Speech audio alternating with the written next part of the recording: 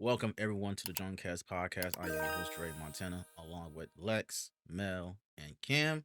And today we have our very first special guest of 2025, who is making waves in both the streaming and music worlds. He is one fourth of If the Shoe Fits, a touring artist in the convention circuit, creating incredible anime and video game inspired music, I should say. Furthermore, he's also a full time strategist, a dedicated streamer, a fashion fanatic, and above all else, a family man with a love for both cats and dogs. Please welcome GrantSounds to the podcast. How you doing, my guy? Yeah, Word. what's good? What's good? Y'all appreciate Uh, y'all having me. Yo, the first of 2025 is crazy. I didn't know that. mm-hmm. Yeah. That's Oh dope. yeah. That Yep. mean a lot. Yo, I'm honored. High key. That's good to hear, man. That's definitely good to hear. So, first Yeah. things first, where did the name GrantSounds come from? Like, where did that name started? Yo, I'm gonna hit y'all with a lot of stories if y'all want to hear them. So boom. First one, I started rapping with my brothers, not my blood brothers, but like my friends from high school. We used to play track together. And back then I found my love all the way back in middle school when I used to just write spoken words. There was actually a time all the way when I was a kid that like I had to do a presentation for MLK Day, and this is a such topic for Black History Month because this is how you grow and cultivate things. And you know how some things are where like you don't like give your mom like you have your mom like do the assignment because you can't do it or like you Mm-hmm. forgot to do it like Oh that yeah. happens when you were younger. So my mom wrote a poem that was supposed to be like a part of this poem assignment, but the best poems you had to recite the poem a part of this like Martin Luther King Day like huge thing that was a part of school. You know how like middle school was back in the day. So Mm-hmm. Mhm. the poem won. So I had to go there on stage and like recite the poem and like recite it like it was mine. You know, and I helped like recite. I gave certain things, but like obviously it was like 80% my mom. But through the process, I was like, hold on, I actually like this poetry shit. This shit hard. Like on top of that, my eighth grade teacher, he used to just put on spoken word shit all the time. And circling back to like the reason why it's my name is that it's because I always was just a poetry guy. So like I loved the pliatry, I love the Pleiades and like spiritual kind of motifs when I was younger. And I've like read a lot of different occult things and like a lot of ancient religions. So I always just loved the stars. So my name was Ursa Major. And it was the four of us in If the Shoe Fits. And we went to an event at the Delancey when I was in college at this time. And we're chopping it up with this guy at an open mic, and we're all in line to perform. And there's this long line, and the guy in front of us is mad cool, kikiing, chopping it up, and he gets up on stage, and finally, she's like Ursa Major, and I'm like, yup, and he goes, yup, and I'm like, wait, what? And it's a dark like basement in Delancey. The light finally illuminates when he's on stage. His shirt says Ursa Major. Shit got bears on it. Big Dipper. He has 3 songs about the constellations. I just had a loose reference because I like the shit. Like I was just interested in it. So when we went on stage, one of my boys was like, I'm Catharsis. My other boy was like, I'm Candid. Those are still their names. I literally went, I'm the artist formerly named Ursa Major. Ursa Major is that guy. And I pointed to him. And then we rapped on stage and we killed it. But like that's basically what started GrantSounds. So when I was like, I need to find a new name, I chose my fucking middle name. Dead ass. My middle name is Grant. Like, and it was simple because I was like, ain't nobody could take that away from me, high key. But it's tied to that story because I was like, yeah, I would never want something like that to happen again. Because the serendipity of that is wild. But at the end of the day, like I just like sounds. Just at a certain point, I think the word is synesthesia. Like you just kind of have certain connection to sounds and certain things kind of like bring me back to things like energy wise. And it's easy to channel certain energies through music and through sound. So it was simple, like my middle name, sounds, put those together, and you have a name. I know it's long-winded, but that's how That's we good. started. That's good. Yeah. Might I say you got some Mhm. good energy to start No, off. that's dope. Type shit, type shit. You starting off good. You got that good energy, That's man. a crazy Yeah. coincidence, though. That's an insane coincidence for some guy randomly you're talking to him and y'all got the same rap name, I Right. swear to especially God. that name. You can ask the rest of the guys and they'll tell you the same story. They might actually make it more exaggerated. I'll be honest. But it was like I was sitting there like, what the fuck? Like, how would that even happen? And there was no way I could have even told that. But listen, one thing I respect is if someone's kind of doing it and you're trying to do it and be like the most prominent, I'm like, you got it in a lot of ways, because like I'm multifaceted. I could find another way. So I just had to pivot and I found where I am today. Worked out. Okay, okay. Tough shit. So, what inspired you to start streaming on Twitch? Oh man. So do y'all know about the app Clubhouse? Yes, I was. Hmm. Yeah. Yeah, so back then, it was a time when I was kind of like working at a gig, but the pandemic kind of stopped us from doing like our full kind of like breadth of the job. So I was left with a lot of time to like do things. So I hopped on the app Clubhouse because of our manager, and I just started kind of doing anime rooms with my homies. The first room we did it was uh oh my gosh, it was a banger too. Oh yeah, Dragon Ball Z is trash, prove me wrong. And I'm sorry, if you ever want people to join a room, you just gotta throw some Discord in there. And like I think we averaged like 300 people for like 6 hours, and this was like the beta stages of Clubhouse. We grew that to like 65,000 members, and then when I got to the tipping point, that was like my first entrance into building communities, and I was like, I really want to do this again. And I always had inklings of streaming. And I just heard it from multiple sources that they were like, yeah, you should start streaming. You should start streaming. So I was like, fuck it. And I kind of just full sent into it. Um, and yeah, that's really how I started streaming. It's just off the back of Clubhouse. I was like, I want to do something like this, but like on my own. So the best platform was Twitch. Okay. Yeah, I saw your Okay, face for a okay. minute now. All right, now let me. I gotta ask a question. That whole Dragon Ball Z is trash thing. Is that just like some random thing you thought Yeah, of? yeah, yeah, Do you yeah. That's actually just it, believe bro. that? Yo, I'm Okay, just do you actually trolling. believe that? Okay, Yeah, I'm just okay. trolling. Yeah, no, no, I was no. No, about I to. knew he I was was. trolling, I, but I Cam's was. I was about to Yeah. chuck this blunt all the way across the room. Oh, so we can smoke in here? Lit, lit. Yeah, yeah. Good to know. Good to go. Good to know. Nah, so I for real, like the thing is, like, I'm a strategist, and the inklings of like why I'm a strategist started back then, to where we were just like, man, we want people to show up, but we know relevancy is so important. Like, even to this day, like, everybody is trying to vie for some sort of credibility or like visual or visibility in this space right now. But it's just like it comes down to how relevant you are and how connected you are to everything else, how much entertainment you're providing that's proximal to everything that's happening right now. So like we were like, all right, how can we throw a rock that'll make people notice us? So we had to make people mad. It's unfortunate, but through our nature, like we all kind loving dudes. So like people are like, this a vibe after a while, but they're like, damn, why you have to do that? I was like, would you showed up if we just put anime room for niggas? Like, I'm sorry, can I say that here? Yeah. Yeah. Okay, yeah. Can I just can you say anime room for because the thing is, I feel like people of color really never had those spaces. You know what I'm saying? Like we Hmm. had forums back in the day, or we were joining spaces like that were more so filled with like non-minorities. So in a lot of ways, it kind of turned into a space where like people were like, man, I never been in here before. Like, but we had to get people in the door through unconventional means. I'll call it that. I'll call it that. DBZ ain't trash. Oh, good God. let me say that you Except definitely GT. had Except GT. Except GT. Yeah, That's no, you accurate. had that's Cam fine. for a Yeah. minute, so your method worked because Cam's face, like I I almost was made a about to face, be but like, Cam had it already. I let him have it. I Hmm. was like, that's gonna be this whole Mm. podcast episode, ain't it? Nah, but Nah, nah, nah, nah. I so got let me ask you, you big into sounds and music and all that yeah. stuff. What anime do you think has the best music, and what's your favorite video game soundtrack, if you don't mind me asking? Ooh, Ooh. no, those are Ooh. two good questions. So first anime music. So Mhm. there's two.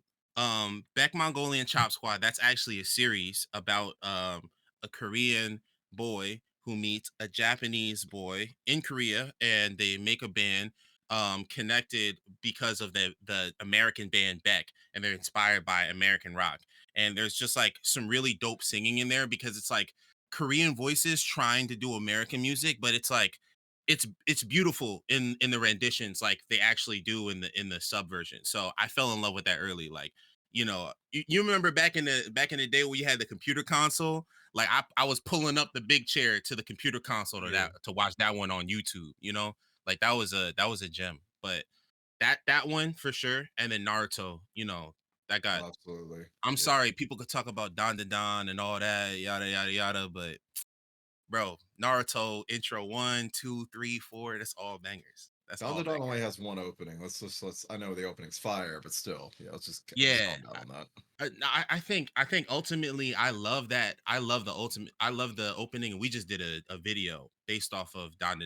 Definitely check that out. If anybody like watches this later, it still be up there at a certain point. Like, check it out. But yeah, I agree. I feel like rock music has been the largest component of anime music for a long time. Which brings me to the second thing is when you have hip hop and rock fusions. Like first example, Jay-Z and Linkin Park linking up. My Like, God, I my mean, favorite. you know what I'm saying? Like that was such a gem. But then my number one anime and also number one soundtrack is Tengen Toppa Gurren Lagann. Like that's I love that series. Like I'm a big Met kid, but also like the messages in that series and in the music, it's just like real triumphant. Like you feel like you kind of gain the confidence to like overcome things. And as a kid, you really needed that. So I connected with the protagonist so deep. Facts. Um music. Music, I gotta say is Sonic Adventure Battle 2 for sure. Let's go. That's me right there. Yeah, so we have a song out on If the Shoe Fits has a song called Chow Garden. I produced the beat for that one, and I basically remixed the Chow Garden world, the main world, as the bass for that sample. And that's like one of my favorite soundtracks because I used to love the Chow Garden. Like they Are need you to talking bring about that shit back. the neutral garden, like the garden you The start off neutral with? garden, yes, the neutral garden. Correct. Yeah. So I basically remixed the neutral garden and looped that beat, and we made a Jersey Club John with that I really love, and people really love to see us perform just because of the energy of it all. But I think the main thing is just like I used to listen to that OD when I was a kid. Like I loved Same. playing the Chow Garden. I So still do. yeah, OD. Like I think there's some games you have like stints of going back to, you know what I'm saying? So like Minecraft, and like certain modded games. So like I'll mod Skyrim randomly, I'll mod Fallout randomly, and then Chow Garden. Like I just started modding that. And then like that game becomes a completely different game when you start adding mods and shit. But they gotta update that game. They gotta like make something new. Even if it's a phone game. I'm sorry, like Yeah. they got me. I'm not gonna hold you. Like I try to stay away from the gotcha games, but yeah, they got my wallet in a chokehold if they did that. I I, can't I even lie. I wish that they should really come up with a remake of Sonic Adventures 2 or a remaster, I would say. I wouldn't say a remake, Facts. but maybe a remaster because with Remaster. Yeah. remakes now, like that game is already classic enough, and I feel like they're just gonna find a way to kind of fuck it up. So I feel like a remastered version with less glitches and stuff, because for those who are OG Sonic gamers, y'all know that game was buggy as hell. It And there was was. all sorts Yeah. of shit you could do. Right. Now I it was, think I they feel like. should go Yeah. ahead. continue the story a little bit. Like maybe because I think from what I understand, I'm in love with the Sonic franchise, but I'm not like a Mhm. diehard. Mhm. But from what I get, Sonic Adventure 2 is great. Then when you got into 2006, people really hated that game. Oh And then you God. got a lot of like Yeah. fringe games after that. And Mhm. it Yeah. wasn't anything that really like kind of established itself since Sonic Adventure 2. So I feel like they should just try to take another crack at that Yeah. game and extend the story, Mhm. I feel Because like Yeah. I yeah, agree. Yeah. I feel like yeah, Sonic's '06 is so disappointing because the story and the idea is actually so amazing. yeah, I'm about to say Bringing too. Mhm. Silver and Blaze back into the can. It's Mhm. just how they The how they did design, it. it's just Yeah, like it was the How too they glitch design. and too executed it, buggy. it just was not adding Yeah. up. They the just gotta like redo it. animations, Yeah. all that. Yeah, it wasn't it. It Like wasn't. if one game I would say to make a remake was Sonic 06, because that game could have been way much better, but too Way many better. bugs, too Yeah. much glitches and stuff like that. Yeah. And the movement was just out of control. You couldn't really move properly in Yeah. that game. It was like Hmm. one section where like Sonic's running, you gotta dodge the trees. I was like, what the hell is this? Mhm. Exactly. So Yeah. nah, Sonic is one of my favorite franchise characters. I like to say because I used to play all the Sonic games, especially when I had it on the GameCube, which is one of the Yeah. greatest consoles right there. One of the greatest consoles, GameCube. Honestly, Absolutely. I'm a big Nintendo kid. Like I'm not gonna Hmm. lie. So Hey, I Sam. Yeah. always I always had Nintendo consoles growing up. Like I kind of Mhm. transitioned to like an Xbox 360 and a PS3, but I still always had like Nintendo consoles, Yeah. which is why I got the Game Boy Color. I actually got it 2 places because I got this shit tatted here too. Okay. Because I Oh. had to stay down for Nintendo Mhm. in that way. Like I learned how to read playing Pokemon, so Yeah, I was a Nintendo. yeah. I was definitely a Nintendo fan too when I got my Yeah. GameCube. Like I played the Game Boy, Game Boy Advance, SP, Mm. the GameCube obviously, Nintendo 3DS Yeah. and stuff like that. Like I was a big Mm-hmm. Nintendo fan back then. Especially with the Absolutely. GameCube, I would never let nobody touch my GameCube. I would not let Uh, nobody touch my GameCube. And if anybody try and play me any kind of games on the GameCube, I will murk them. Period. I They will Especially got not that touch me. memory card. Remember when memory cards oh, were a Lord, the thing? memory Mhm. card. Yeah, Don't fuck with those my Yo, were stuff. real business. bro. When those got Especially like like, yeah. corrupted or something. Yeah. Oh my god, when my memory card got corrupted in Smash and I had every character unlocked in Smash Brothers, And that game is and hard as fuck. I Melee was was like, trash. yo, no, it wasn't corrupted. It got like one of my cousins took it. I'm like, yo, what the fuck? What?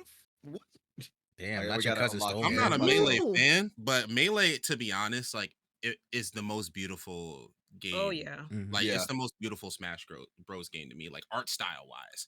Just the way Mm-hmm. they did it, like, was beautiful. The Giga Bowser fight, like, I just love that one. They kind of went a different way. What was it called? The Space Emissary or something with yo, Raw. that was my I shit fuck growing with up. that too. That was Yeah, No, tough. that was It was actually like really that was good. really tough. it was like Avengers of Nintendo That was almost. the first Like Avengers. Yeah, that was the yeah, that first shit was Avengers. fire. And But speaking of yeah, Yeah. and speaking of Nintendo, what are your thoughts of the upcoming system, the Switch 2? What's your thoughts on that? and what games do you want to be announced for the console? So yo, I'm gonna be real. I'm gonna be real. I'm gonna be real honest with it. One, I think the Joy Cons, although they're gonna make some dope things and flip conventions with the Joy Cons, they're gonna break a lot because of those like nubs on the side, like Yeah, those little chip things. As soon as yeah, I saw it, I was like, yeah, the way kids can just like ram it in Yeah, and they're wrong Yeah, aggressive. angle, that's just gonna break and it's gonna snap, and then you have to replace the middle console as opposed to with you have drag with the old, like you just replace some Joy Cons. Yeah. hmm Um, but then the second thing with when it comes to the games, this is a hot topic, but I don't want to see no more games where Link has to fight no more. I feel like Link for 20 years now has been fighting Ganon, and he finally put him down in the most recent game. If y'all played it, and I feel like at a certain point, I just want him. I want a farming sim. Like give me the world of Mm. Hyrule, but I could grow farms and shit. Like I could roll around and I'm still fighting monsters or whatever. hmm But it's oh, like that's it's just Link chilling. Like like I want the same thing, but it's a vibe. Ooh, that would that's be that's dope. Kind of Yeah. more That's like like an slice of open life, world a slice of simulator life game. type thing. yeah, that's hmm actually Echoes of Yeah, Oh Wisdom is yeah. I kind of like love that. So let farming me, sims. Yeah. yeah, Echoes of Wisdom that came out last year is kind of like that. So, but let me ask you, if you don't want Link fighting Ganon anymore, you want the same thing? Should Mario not be fighting Bowser anymore? Bro, Luigi, I feel like Luigi and Mario, there needs to be a new generation with them. Like Nintendo is running on a problem where in the next generation, people aren't really going to care about Mario because Mario has kind of been put in a place where he just has like a movie behind his back for most kids, where people aren't really connecting the legacy of like Super Mario 64 unless you have like a diehard gamer parent, Right. in terms of Hmm. demographic. So I'm just like, what's connecting Mario's legacy? Like there's some characters in like Nintendo's large IP library, like Pikachu. That's timeless. Like even Gengar, I'd say is timeless. But like it just in terms of stylistic sense. But like there are certain like Mario, like I think from a style thing, for sure. But I don't know who's gonna be fighting Bowser in the future. I'm gonna be honest, they're gonna have to keep flipping it. But I will take another Super Mario Sunshine. I'm not gonna hold you. Like Facts. they That's gotta a run good that point. back at least. At Yeah. least. Okay, so that leads to my next question with the whole Bowser thing. So So, do you have Jamboree, Mario Party Jamboree. Jamboree on Switch? Not the newest one. I have the one before that. So you have Superstars. Yeah, yeah, yeah. Have you seen any gameplay of Jamboree at all? I have. Okay, so how do you feel about the whole imposter Bowser thing? Because they actually have Bowser as a playable character in that game, and now we have to go against some AI generated Bowser, basically. I think they're trying to do the same thing where like at a certain point, think of it like the Avengers. You always have to change what Team Mario is comprised of, right? So like if Team Mario always had Luigi, it always had a Yoshi, it always had some sort of Toad, but they always switched the Toad up a lot. Like they're trying to like switch up who else can be on the team that's unconventional, and like they've always played around with Baz and Bowser, especially in Mhm. Paper Mario. They played around with that a lot, but like yeah, it's just them trying to like switch it up a little bit. I don't know. I kind of like Bowser in the Giga Bowser kind of world, like where he's like a kaiju level threat. Like that shit Yeah. badass. Like I find that Bowser cool and it's more respectable because the shit he does is crazy. Like in Paper Mario, he took the whole castle and said, "I'm gonna lift that into the sky." That's tough. Like I'm not gonna That's lie. true. He turned the whole castle into a car and drove it off. That's That's crazy. kind of hard. That Yeah, so like I respect that, but you can't make him immature and other things, by like Mhm. having Yeah. him beat by AI. It just feels weird. That's what I'm saying. Like I Yeah. like the OG sinister, cruel Bowser. Like Bowser will do some shit. Yeah. And sometimes Mhm. it's funny. Yeah. Sometimes it's Sometimes funny. Bowser wasn't even kidnapping Peach. Sometimes Peach was just pulling up because Bowser had a badass vibe. And Right. Bowser was No, just he's not wrong because the amount of times Mario then went to go save her ass and got Luigi and what was it, Super Mario Brothers Wii U? mhm. Yeah. Like, come on now, And Right. the Peach, thing the is, gig is up. I'll even go back to Paper Mario again. It's not even like Bowser kidnapping her and throwing her in jail. She chilling lavishly. She vibing. You know what I'm Right. saying? Mhm. So it's like, hey, and sometimes the room be having specific things. Like, how does he know that you like CeraVe face cream? I'm just confused, Peach. Like, how does he know to stock that? Like, And are you not to giving him a rider? mention, she's got a deadly ass vegetable. She uses Toad. The little fucker got a frying pan. Like, Right. girl, Right. you got defense mechanisms. Like, where's You all Yeah. the like the shoes shit. you Tell have the in truth. Nah, Smash? I think what they did with Zelda, they should do with Peach. Like Peach really needs a story where like if you gonna have like Peach in like the she was in the driver's suit in the movie and she was like doing some more badass shit. She was fighting people. Like give us a game to match that so it's like Oh, canon, there so to is. speak, you know? Yeah, there is. It's I say, I called think Peach Princess Peach. already. I don't know. That was for Princess like Peach something it on the was for like Switch. the Yeah. Game Boy Advance, right? She has a game on the Switch. Princess Peach. Was it Princess Peach Showtime or something? I Yeah, I forgot think something what so. it like was That's that. what it's Yep. called. called. Yeah. Oh yes. I Feels like she forgot does about have me. I that haven't one. played it I haven't played yet either, but still. I think I yeah, played the demo.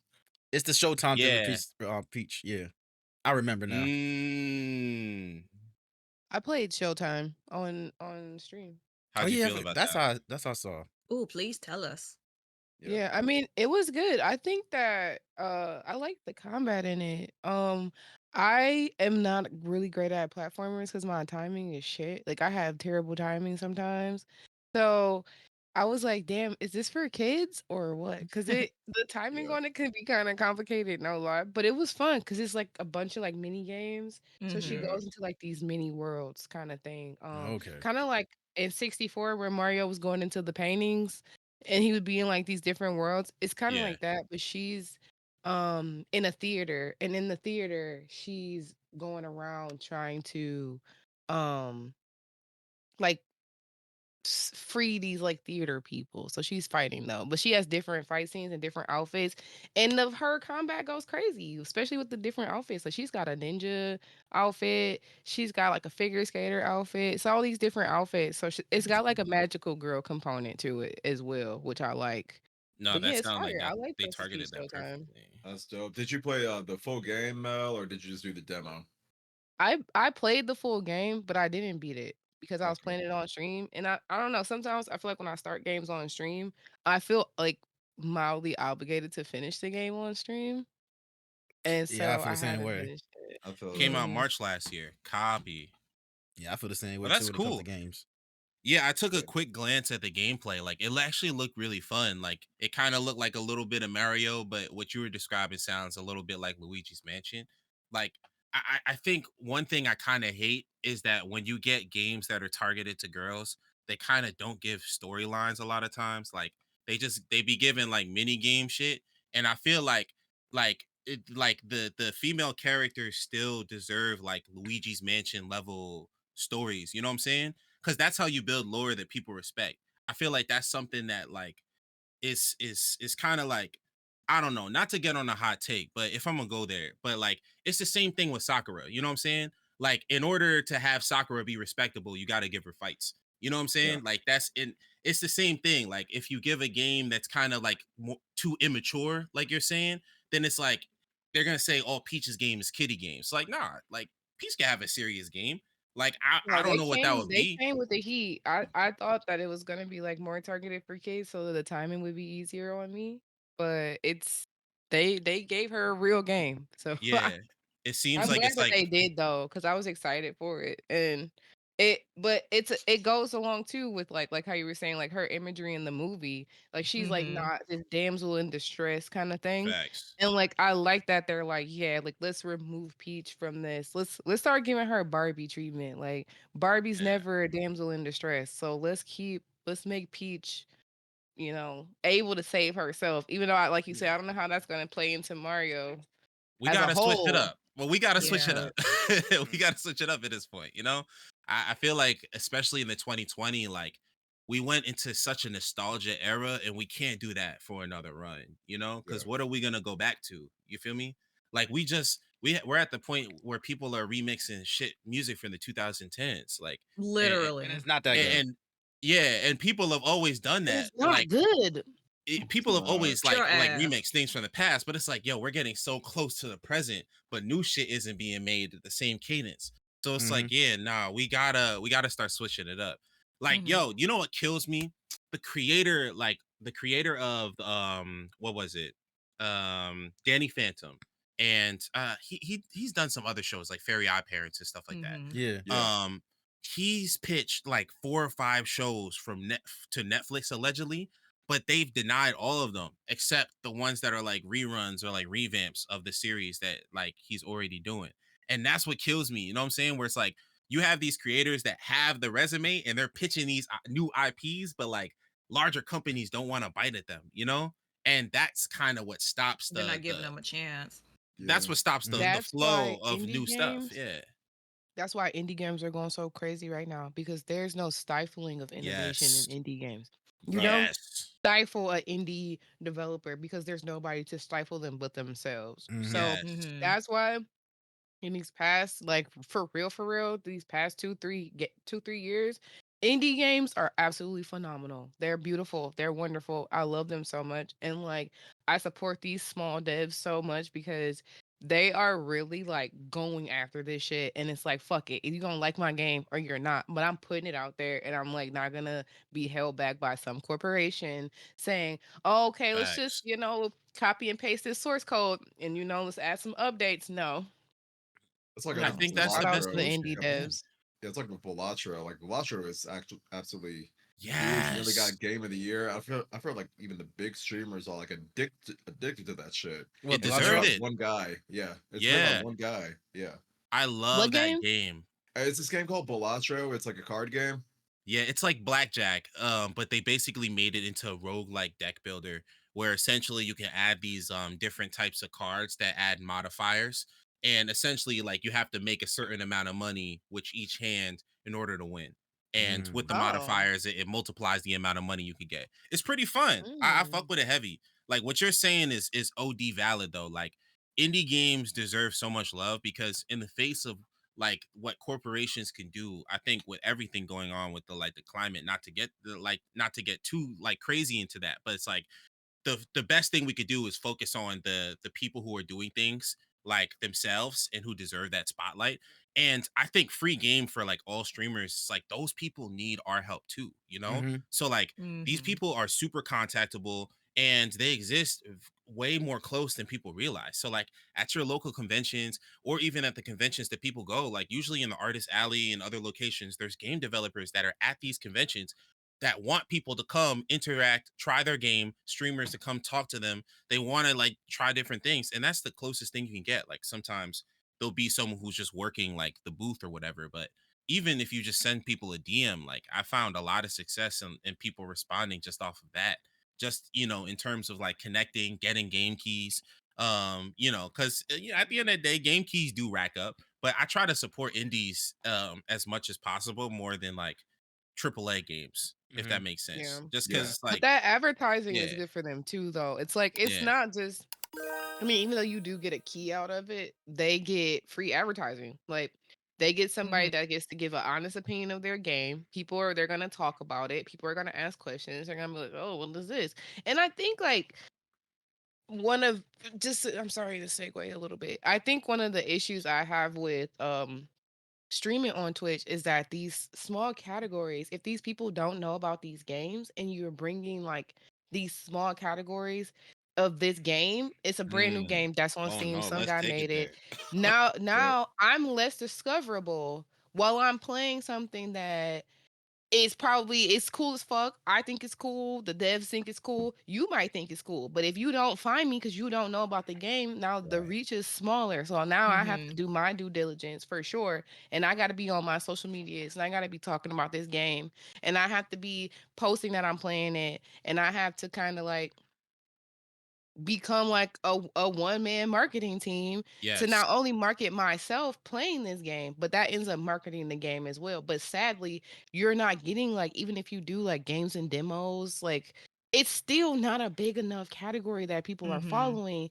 So now you got 8 million people watching Fortnite, and then I got my diehard 10 people Hmm. watching me play this cool ass indie game, which is And cool for Facts. me, that's a but real community. 10 people. Word. That's real shit.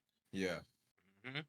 Like in a lot of ways you can have, not to cut you off, sorry, but like, oh no, you you're know, fine. but in a lot of ways, like 10 people, like that spoke to me so much because I'm in a place right now being transparent where like I stream to like 10 to 12 people, but I used to stream to like 70. I used to stream to like 60. I used to stream to 40. And I used to do those things all the time. And it just came to a point where then when you try to then mix doing things in person when I'm a performer and then also I'm doing things in person like throwing events, and then also you then start talking about like the dips in Twitch and the issues with discoverability you're talking about now, it's just like that's really what got me into what I do now in terms of strategy, where I was like, hey man, like the ebbs and flows of trying to do this shit full time was just too much for me, you know? Like at the end of the day, I'm a family man, like, you know, I can't just be out here like, I guess, like running the risks of things like that at like my big age, you know, and not even any disrespect to anybody who is, but it's just at a certain point, I think everybody knows the writing on the wall is like security is very important, especially financially. So like ultimately, like I just had to make those decisions. But marketing is the biggest issue right now. Like every artist, no matter what you're doing, any type of art, you have to be a fucking marketer. And it sucks, Right. Mhm. but also like it's what I do for a job. I think people shouldn't be scared of it. I think they should just become educators of it and teach everyone they know about it. And most of the time what I love to do is, if you think a meta sucks and you hate that meta, tell everybody about it, push them to do it, and once it oversaturates, people stop doing it. Like at a certain point, it's like motivate people to create more, and at a certain point the things that people need will essentially come to be. But I think what happens now is in the creator economy, unfortunately, there's too many marketers that exist in the space within one ecosystem. And a lot of times what happens is that you have people who are butting elbows to try to get as much space they can to like let people know they exist. And it's just like, it sucks because ultimately that's a platform's job to like help with discoverability in a lot though in a lot of those ways. But like I don't think Twitch has Yeah. cracked that. I don't think Well, YouTube's cracked that, to be yeah. honest. Mm. I want to Especially Yeah. shout out especially Twitch. yeah, I want to shout out Jeff Keighley for having this is kind of off topic, the indie categories of the game worth and stuff like that, and even putting some of them for other categories, because like Yep. I'm about to finish a game called Sea of Stars. Shooty RPG was an indie Mm-hmm. game, and it's like might be in my top 10. This game is freaking amazing, and how they can do the shooty art and then sometimes have drawn cutscenes like. But yeah, if I never saw that, I never would have played it. So Mm. I see a lot of people Yeah. play Sea of Stars, and it's a good game. I like. I would probably play. I probably won't play it, but I like seeing other people play it though. yeah. Mhm. Like there's certain games. And that's the JRPG. thing, is so many games I like to watch people play that I'm not really interested in playing it, Mm-hmm. but I like to watch people play, and it's like I don't know. I feel like it's like maybe was it FOMO, a little bit of FOMO, like fear of missing out, Mhm. where there are so many of these cool ass games that like I feel like I don't have enough time in my day to be like clicking through to try to find these cool ass indie games. And I'm Mhm. like hoping one of you guys, like somebody that's like my homie that I know I'm just gonna tune in to y'all shit no matter what y'all doing. Like I be hoping, okay, here goes some sweet shit that I get to watch y'all do because I'm not And that's searching that hard for it mhm. anymore. And that's a Right. good thing Yeah. of being a Or variety it's streamer. $60. Yeah, it is. Or is the game is $60. It's like some of these games, like I didn't even buy the new Dragon Ball Z game. Like all due respect. Like I didn't even cop it because I knew what was going to happen was gonna happen. It's like the fan base is gonna burst and it's gonna bust. Yeah. Like Yep. Yep. Yep. the unfortunate thing is that like a lot of these games were built on like the local gameplay, and most of these ways that we play as gamers just isn't local anymore. And I don't Right. think Yeah. Dragon Ball Z figured out how to make that enjoyable yet. Like the Mhm. online just is just sweaty. Like, and it's not in a fun way. It's like you Mhm. have to really know like the almost the cheats and shit. Can I You say know? something Yeah. real quick? I played Yeah. Dragon Ball Sparking Zero, right? You know, Yeah. back then, you play Dragon Ball game, it's always local multiplayer, which is one of the best Mm-hmm. things to do. Now, Hmm. I mean, on this one, you still have local multiplayer, but not the way how it was before. And then, Yeah. like what Grant said, playing online, you got a bunch of sweats, and then we play rank. Ain't none of them niggas bathe. I'm convinced. Nah, and there's on something about it. There's something about it. and on It's like top of that, you don't gotta go that hard, bro. exactly. And on top of that, we playing rank. Motherfuckers be out to be rage quitting crazy. I had Right. clipped it too. Like I literally was one hit away from an ultimate move. This man quit the game on rank Yeah. last minute. It's like Yeah. people just take suck the fun out of those games, man. And they always do it on ranked where it really Right. fucking matters. Like sore losers to its finest. Mm-hmm. Yeah. Yeah, like I played Dragon Ball Sparking Zero. I haven't played that much of. I think that was more like a nostalgia buy. It's like, oh Yeah. my god, Budokai's coming back. Yep. Holy shit. Okay, yeah, we're That's all getting it. 100%. I think I played more of Dragon Ball Fighters, the 3v3 game, but the same thing Mhm. happens where it's like I'll have my ultimate to my dramatic finish and the dude just rage quits. I'm like, why? Yeah. Mm-hmm. Yeah, I'm not a big fighting game player. A lot of my great friends are fighting game players. So like I have respect for the hustle and the competition, the like the ethics, honestly just the knowledge of it all, but Yeah, honestly the sweatiness and the competitiveness, like the energy Mm-hmm. is off, is tainted over there. I'm not gonna lie. And a lot of people would also corroborate that statement.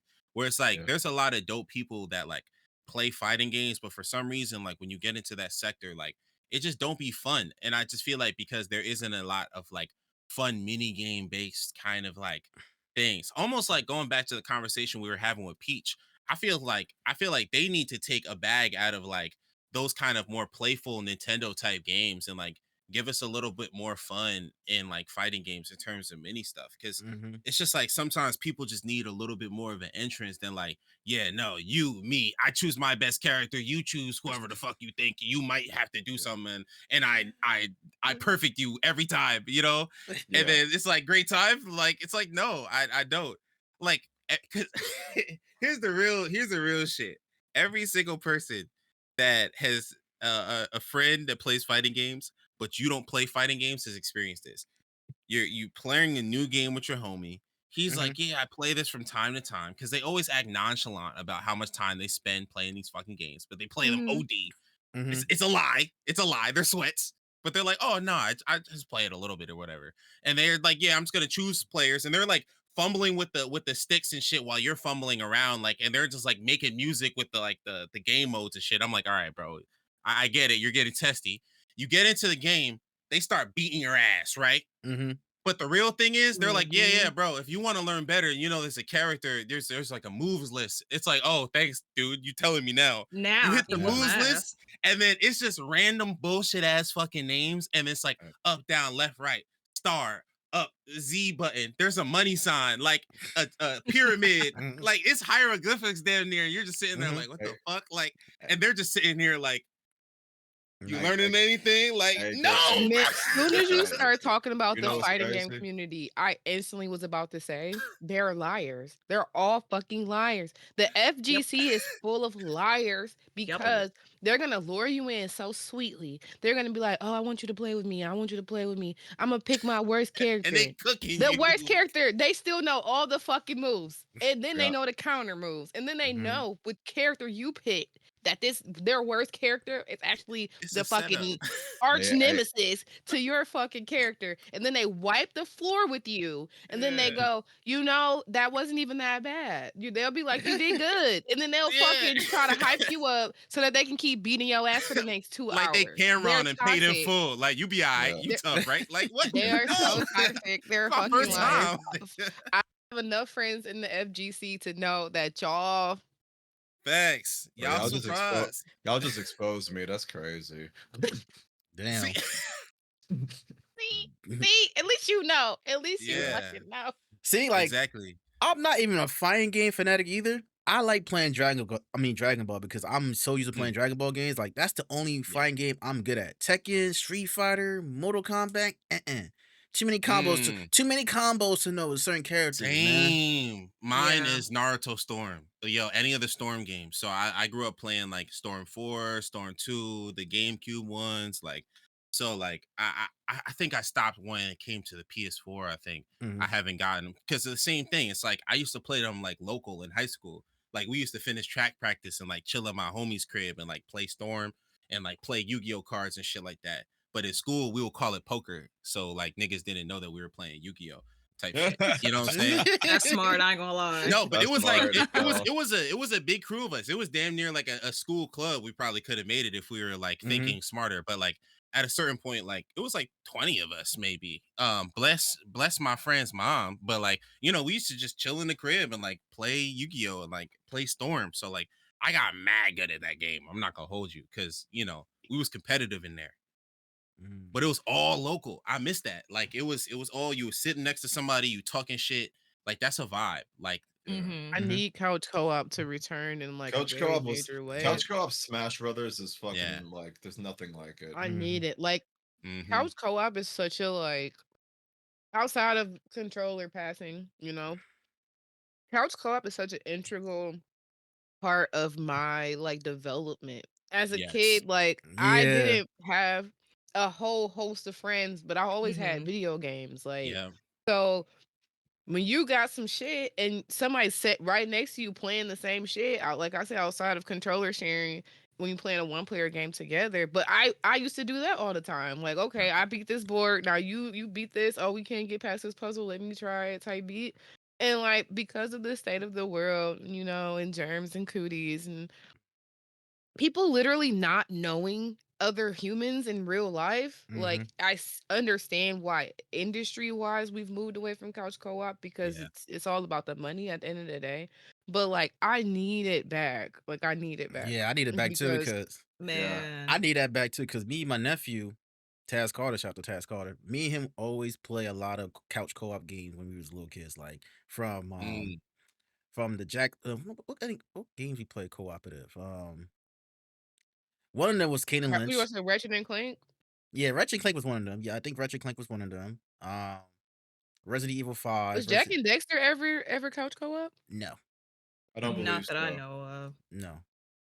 Just like Ratchet I and just Clank, the Resident Evil series, and other games too. y'all mess with emulators?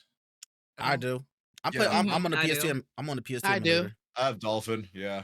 Yeah. So I just put my wife on to emulators because she was like, I want a DS like to play those games. And I was like, yeah, don't buy the individual cartridges. Just get a Yeah, just flash get the cartridge emulator. and like Yeah, download the emulate ROMs. it. But it really opened up the door because like when I was thinking about it with Cartoon Network leaving and everything, like it's really important like for us to really get those kind of like physical pieces of media so we can have those just in case they just like blip off the internet. Like all the flash games from back in the day, like if you it's called Flashpoint.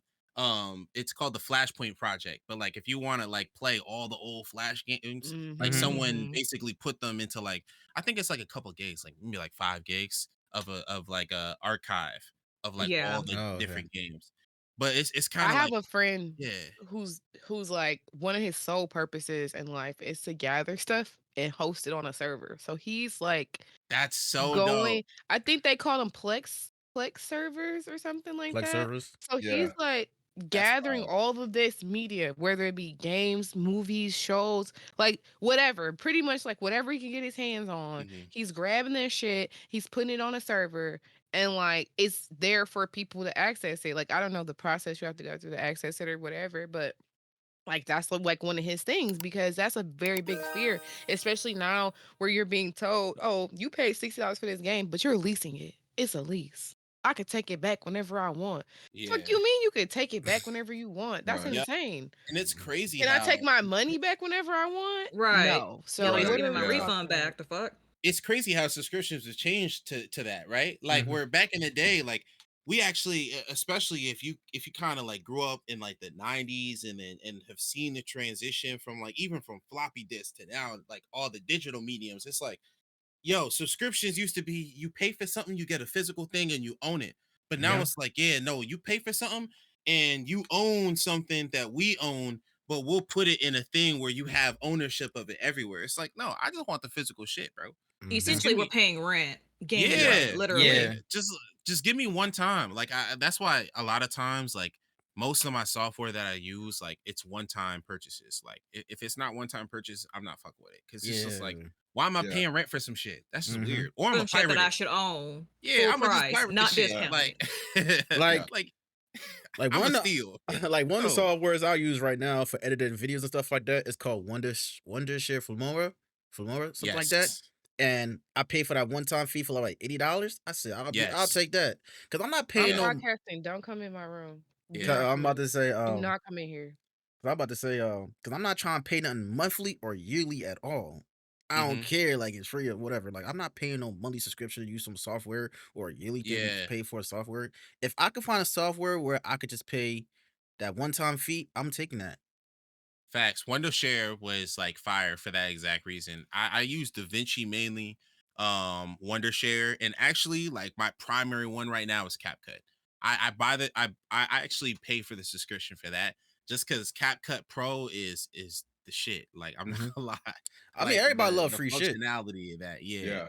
but if Now you I want, pay for the Pro for that, but not I'm the because the Pro worth it. I'm not not gonna lie. I'm just saying like most people like free shit when they use these type of software, but even when it Oh hell yeah. get the best out of it, gotta pay for Mhm. that Yeah, you gotta money pay a or little bit yearly. sometimes, but it'd be worth it. It'd be worth Yeah, it. if Yeah. you want to use free, go DaVinci. DaVinci Resolve is the best like free like digital editing software. But like paid, yeah, I definitely think like it's Wondershare or it's Premiere, but Premiere is that nasty ass rent shit we talking about. So Right. yeah, that's why I'm not really jacking that. Like I think Premiere is a great software, but it's just like why did y'all have to do that? Like oh, like Adobe was supposed to be one of us, you know? Like we I hmm always thought Adobe was like a create was a company for artists made by artists, and then for them to do that, I'm like, yeah, y'all really about y'all money shit, huh? That's fucked up.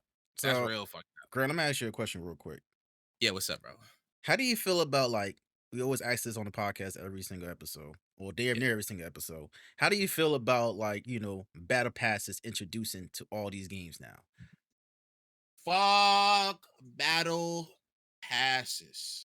Mm. Facts. Fuck battle passes. Facts. Battle passes are a gimmick that was created because people basically took the gotcha gimmicks that existed from Asian markets and put those on crack because they knew that America loves sparkly things and they loved working on things. So hmm like the battle pass where is like in America is like the like it's almost like that's like Fortnite is the best example for like what battle passes are like and what it turns into. It's like capitalism gets its hands into a game. Although Fortnite does it where it's like cool and they're giving a lot of dope stuff and they do a lot of collabs that make sense and are like intentional, which is what I fuck with. Like the Jordans, like you can wear shoes and you have different characters.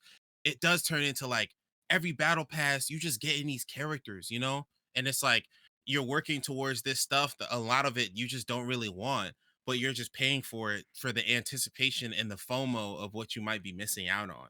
It's kind of like you get people on paying for a battle pass, and a lot of people don't leave because they're like, yeah, what if next season I really want this stuff? And it's like, Here at the JungleCast Podcast, we hate battle passes. Oh yeah, We hate them. We do. We hate them. we saying Especially it with We more than just talk our very chest. negatively. Like I feel yeah, like fuck battle pass. once every podcast episode, we're like, we hate battle passes. Yeah, no, we fuck battle do. pass. Especially, honest. Apex is the worst when it comes to the battle passes nowadays. Because Yeah. now with Tekken having Apex, the battle What pass is it? is fucking stupid. $400 for No. an heirloom in Apex? I think it's around there. yeah, but Like it's listen, something crazy. yeah, but with the Apex now they started this past season or whatever last season, they have these things called splits now. Means that they split one half of the battle pass on one on the first half, and then the second half they give you like another half of the battle pass. I'm like, why not put the whole thing together?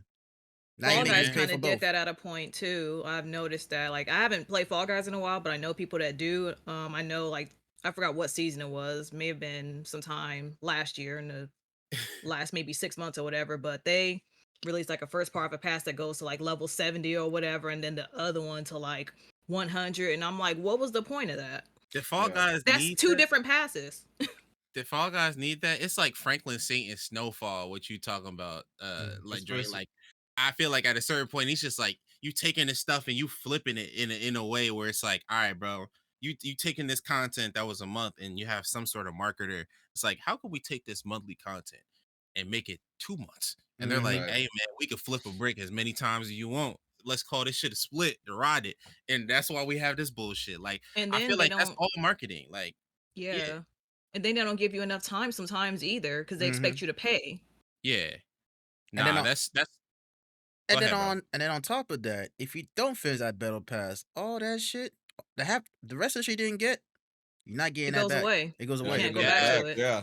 That That's why I part. think battle passes are fueled by FOMO. Like people aren't buying battle passes because they're like, oh, I want these items. They're fueled by like, oh man, what if I miss something good on the next battle pass? So it's like once you try it, like crack, you never stop.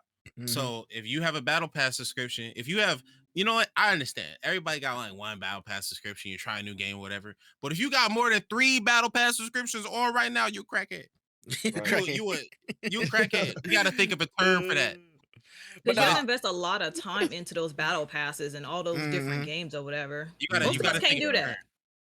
I mean, Most I of used us to, can't really do that. I used to play Fortnite a lot to a point where I used to buy the battle pass every season on Fortnite, and then I stopped after they came in with the OG, with the Fortnite OG shit. I stopped. I'm like, bro, I'm not about One to battle pay. pass is fine. The return. Right. Yeah, I'm not Because about to do all that. 2-on-1 is cool. Like, you know, honestly, like on a tangential subject, the main like software or game that I've seen that does battle passes the best, not even battle passes, actually, just marketplaces where you could buy things, just creator marketplaces, is Mhm. Roblox. High key. Roblox. Okay. I think Roblox, in my opinion, even though I don't play the game like religiously, like from what I've experienced on there, that's like a true, you can make shit, put it up there, people buy it, you Mhm. make money, gain prominence, keep doing that. Like I never knew that. that's a real creator economy. Yeah, and you have people who just develop and make things, they make worlds on Roblox. Like it's an actual creator economy on there. I don't know what the splits are, but it's closer to like, oh yeah, like you have the developers of a game just kind of like dripping off stuff where it's like, yeah, here's these 5 skins for the month. You know what I'm saying? Like, Mhm. because that's the thing that feels weird to me, because then it just gets selective. Like, you got Marvel Rivals, right? Like Yeah. a Mhm. lot of I've seen a lot of people talking about how where there's like a lot of dope like risque stuff for girls, there isn't the same risque shit for guys. And it's like that's true because at a certain point, it's just like they just don't have a lot of those skin selections. You know what I'm saying? So it's Right. like, bro, like up the skins. Like I agree. It's like, bro, I don't find it no mind because I think if you gonna feed the crazy shit, you gotta feed the crazy shit for everybody. If not, we Yeah. not being inclusive. You know what I'm saying?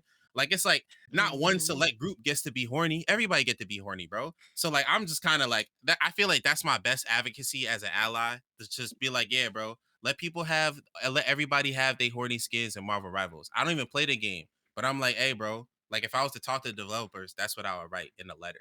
Yeah, I'm because like, they do that for But they be anime thick real on there. quick. The Right. men are thick on there on Marvel Rivals though. Like they got buns.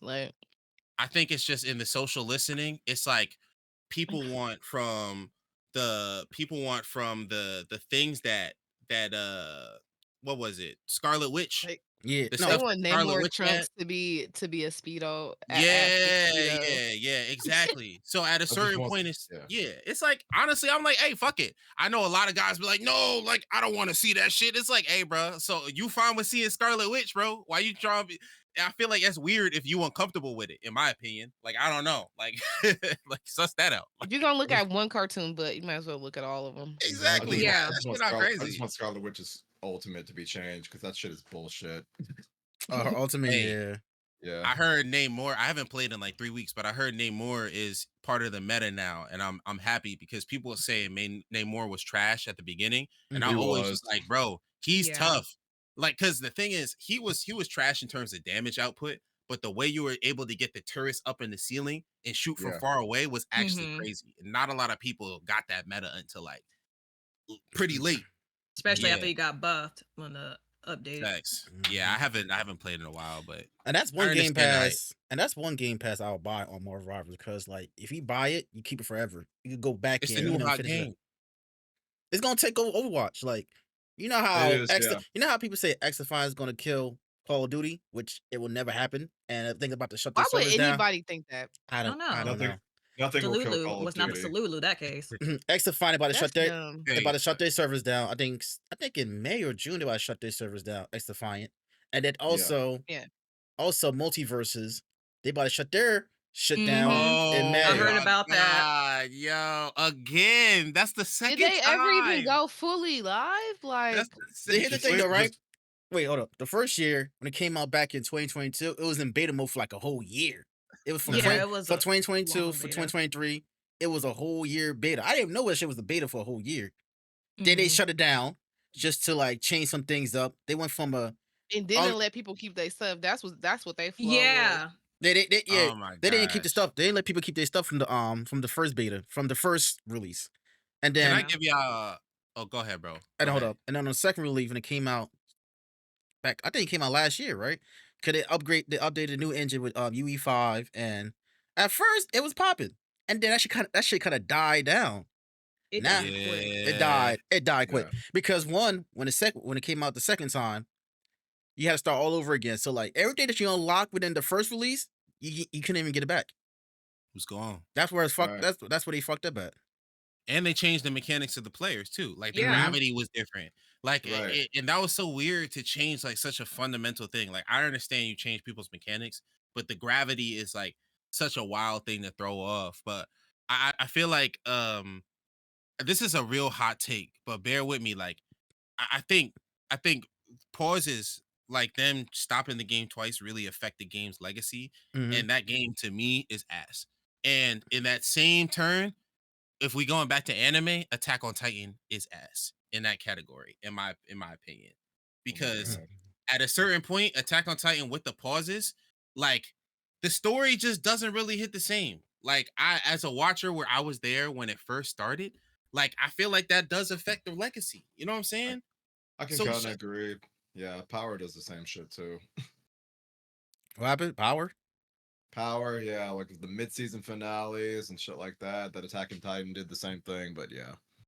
Them Okay. pauses, man. So it's like I get it, but it's just like when you try to do the second one and it don't work, it's like, yeah, bro, So you're wait, cooked at that point. I'm about to say, Cam, you watched Power before on Stars? I have. I'm not caught up, but I have watched a bit of it. Yeah. Power is one of my favorite shows I like to watch on Stars. Like the OG one, and then Raising Kanan and Force were my best. Ghost, Book 2, it was good for the first 2 seasons, and then the last 2 seasons is just like, Yeah. I ain't like it as much as like that, man. But anyway, I that's don't like them kind of shows. what shows like Power and stuff like that. Shows where it's like black people and they be doing the shit that they be doing in real life. Yeah. I don't be liking it. Like I just don't like Valid.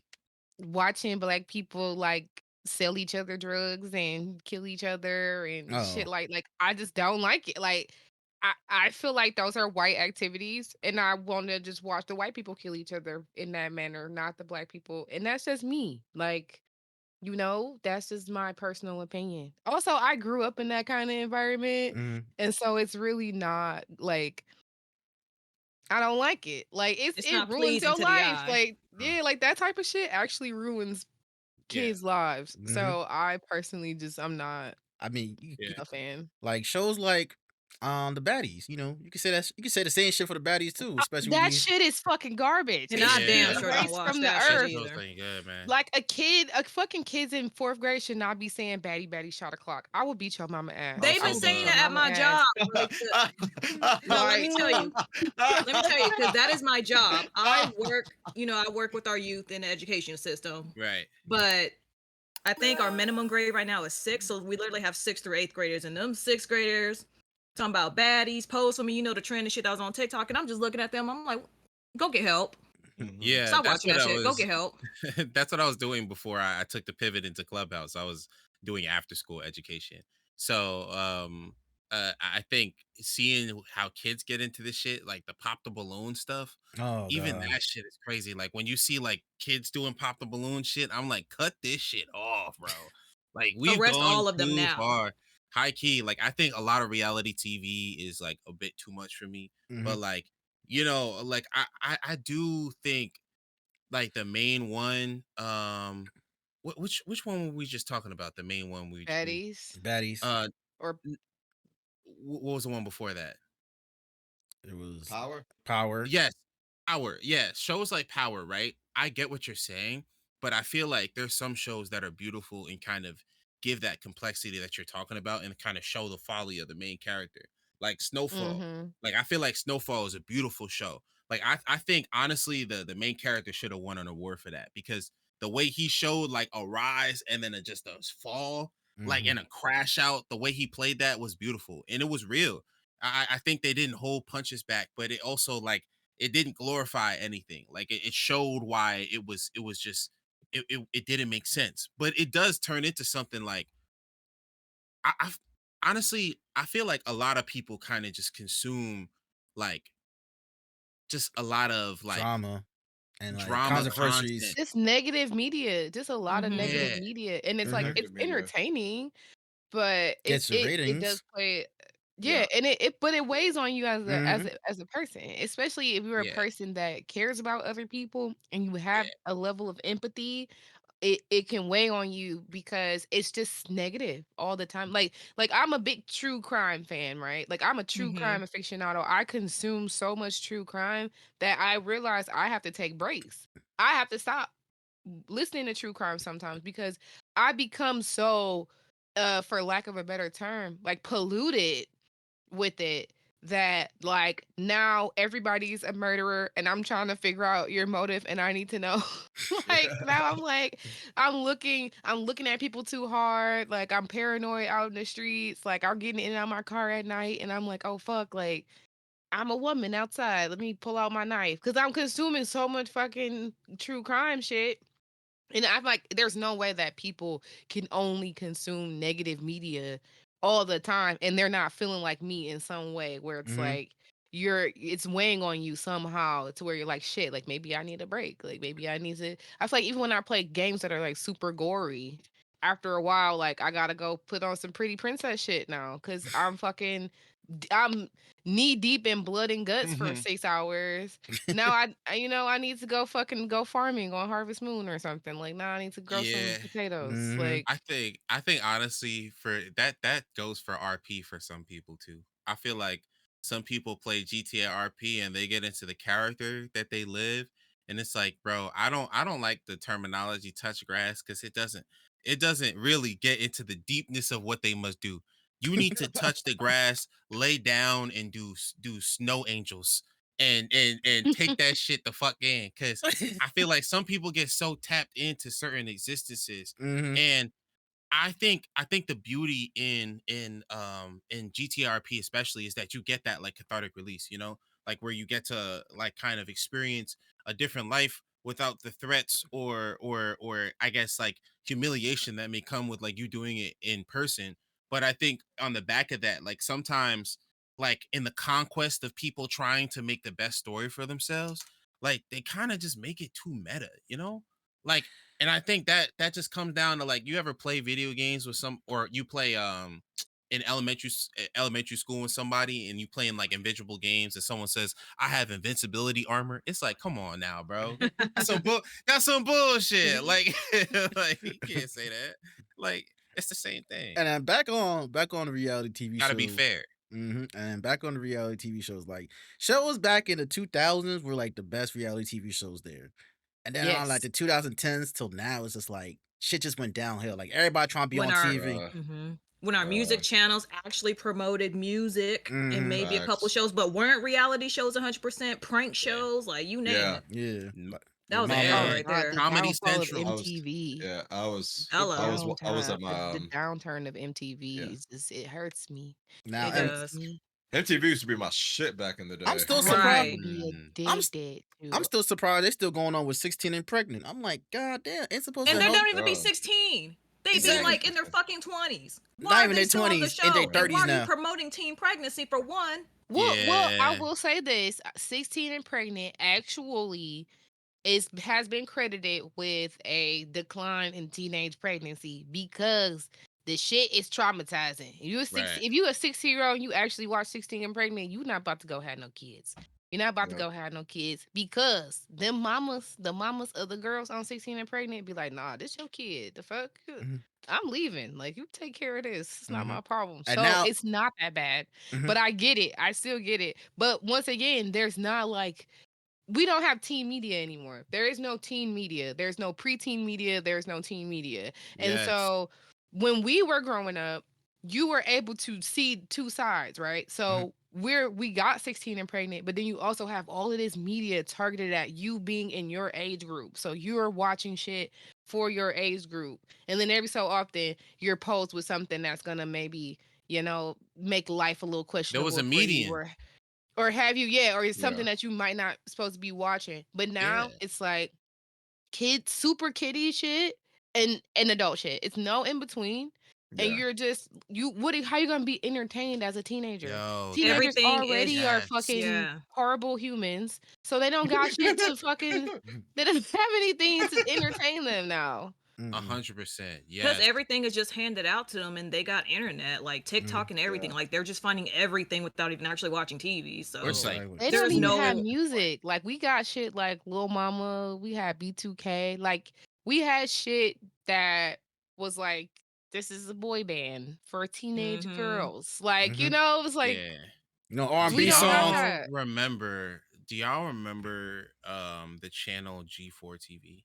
Yeah. Yeah. Yeah. damn. That's what I mean, like in terms of like the median shit. Like I feel like G4 TV was like real, like it was kind of like some of the stuff that was on G4 you shouldn't have been watching. Like you were watching G4 and then you had like Attack on the Code or whatever, and they would have like talk show shit. But Mhm. then they would show cheaters on that too. Like, and that was crazy. You know what I'm saying? Mhm. Like that channel like was actually ridiculous. I kind of missed that channel a lot. They had Cold Monkeys, so you had like shows from the UK that was on there too. Yeah. So it would like expose you to like so many different things. Like it was almost kind of like what Cartoon Network did, like with Yeah. Toonami in a lot of ways. Mm. I was Yeah. gonna Nick at Night too. Yeah. Nick at Yep. Night. I was gonna say Teen Nick. Nickelodeon with Nick at Night.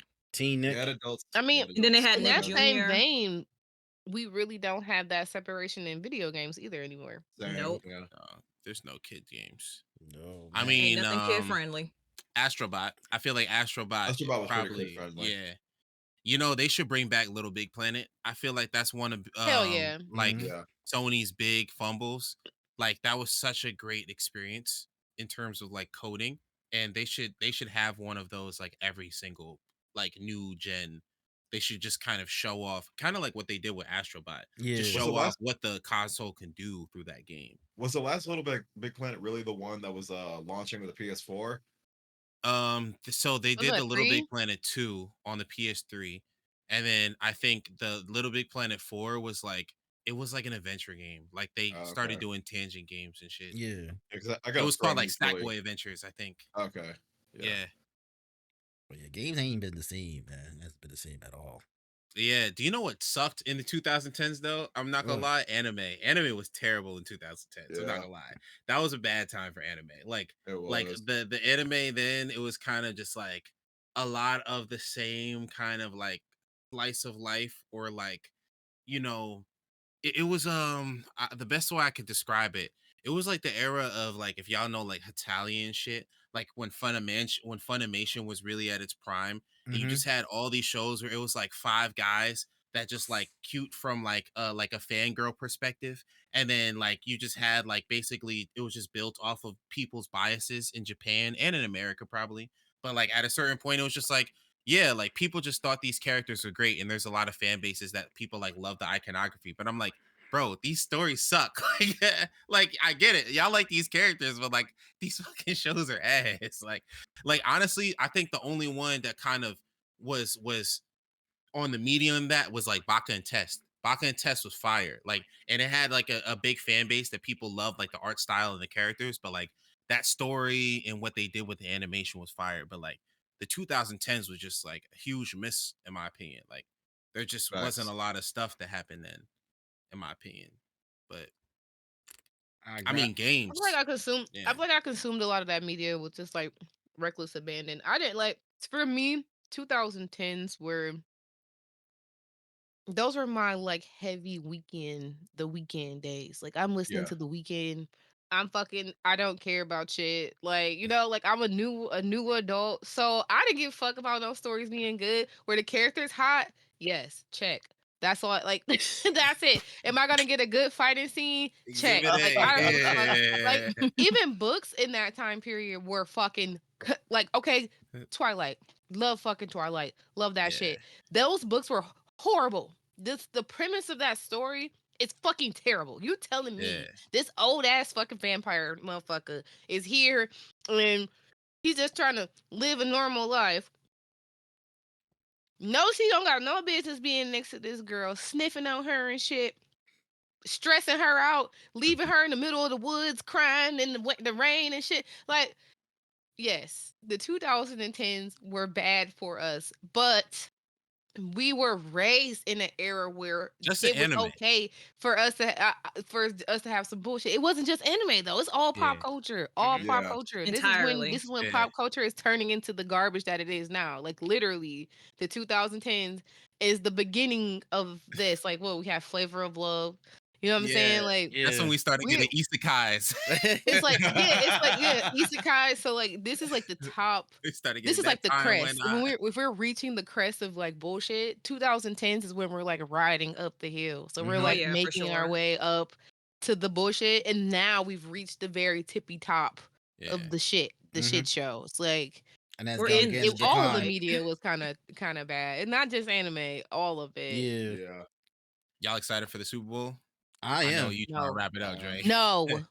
I am. I'm ready for Super Bowl. I just want to see the Chiefs win because it's gonna happen. I'm It's a gonna Lions happen. fan. I'm sorry. I'm yeah, I'm hoping the Eagles win, but yeah, I'm excited for the Super Bowl. My Ravens I should be don't in it. care. I don't know why Mark Andrews just can't hold on to the ball. It's right there in your hands, but Hey, I'm just saying we got Kendrick for 30 minutes, man. I'm we got Mhm. excited, bro. Kendrick Perry. Bro, what I'm if he That's the excited. starts with only y'all? part that I care about. I don't care right. about anything What else. if he I don't well, care what if about he starts anything else. what if he just I says can't wait to see how he threads not like us throughout the entire performance because that's yeah, what's gonna happen. I don't. I called it when we first were talking about it. I'm saying it again today. But I don't They think are he's gonna going to play. thread that song throughout the entire performance somehow, and I Hmm. can't wait to see how he does it.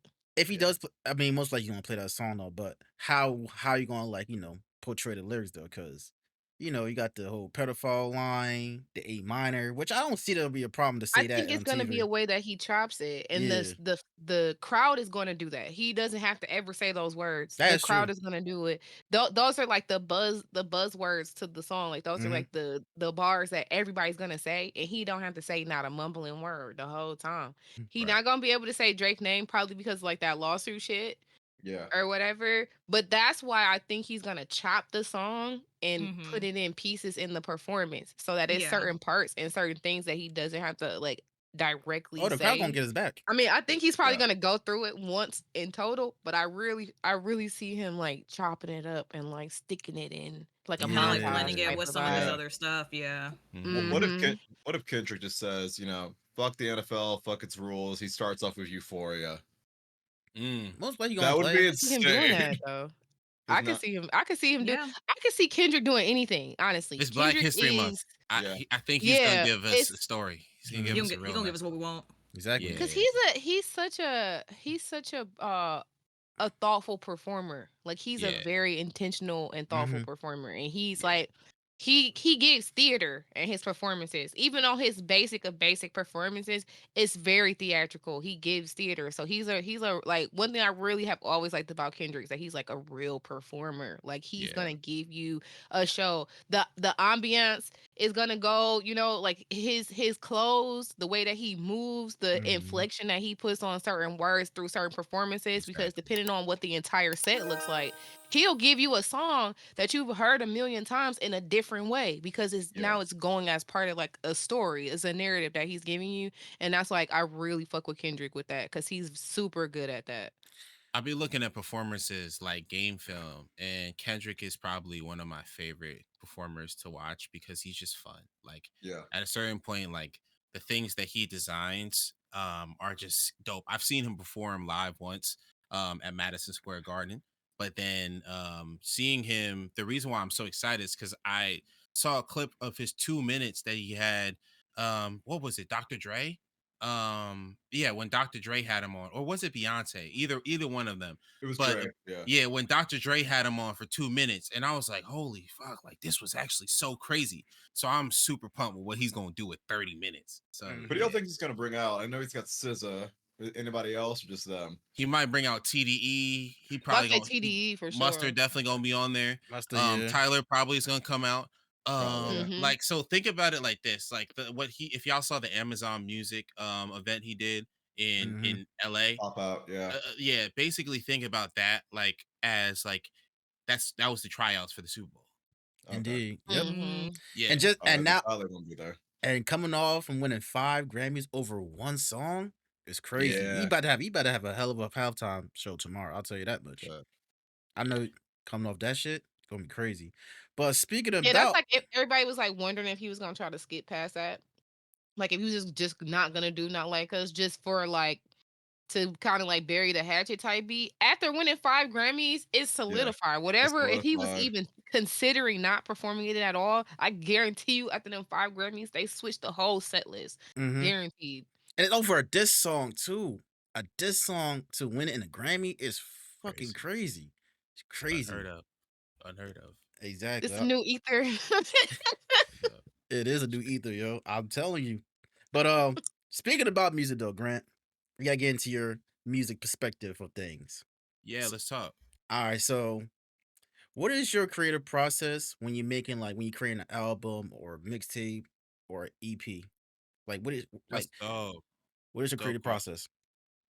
So we're actually in the creative process of building out If the Shoe Fits first album now. Like we put out an EP, Slice of Life EP, and we have a deluxe that we've also put out. That we had some fire remixes on. We have a song called Almighty Zeus. The hook is literally anime titties. Definitely a banger if you've heard it before. But we basically were like, yo, what's the craziest way we could flip the convention? Going back to what I was talking about with like flipping things before, that's my favorite thing. So we got two female MCs, Toasty Marshmallow and Sunzy Bay. Toasty's never rapped before. She's a dope cover singer. Mhm. She just did Snake Eater with 8 Big Big Band in Philly, crushed it. And then also I saw her do it with another group, Cloud Save and Magfast was fire. Yeah, And I then saw Sunzy those. Bay, yeah, insane, right? Insane Hmm. talent. And then Sunzy Bay, she rapped on this, which is crazy. So we like we're able to have that first experience with her, like kind of her being in the studio and rapping with her. So it was dope. It was dope, and it brought us real close together.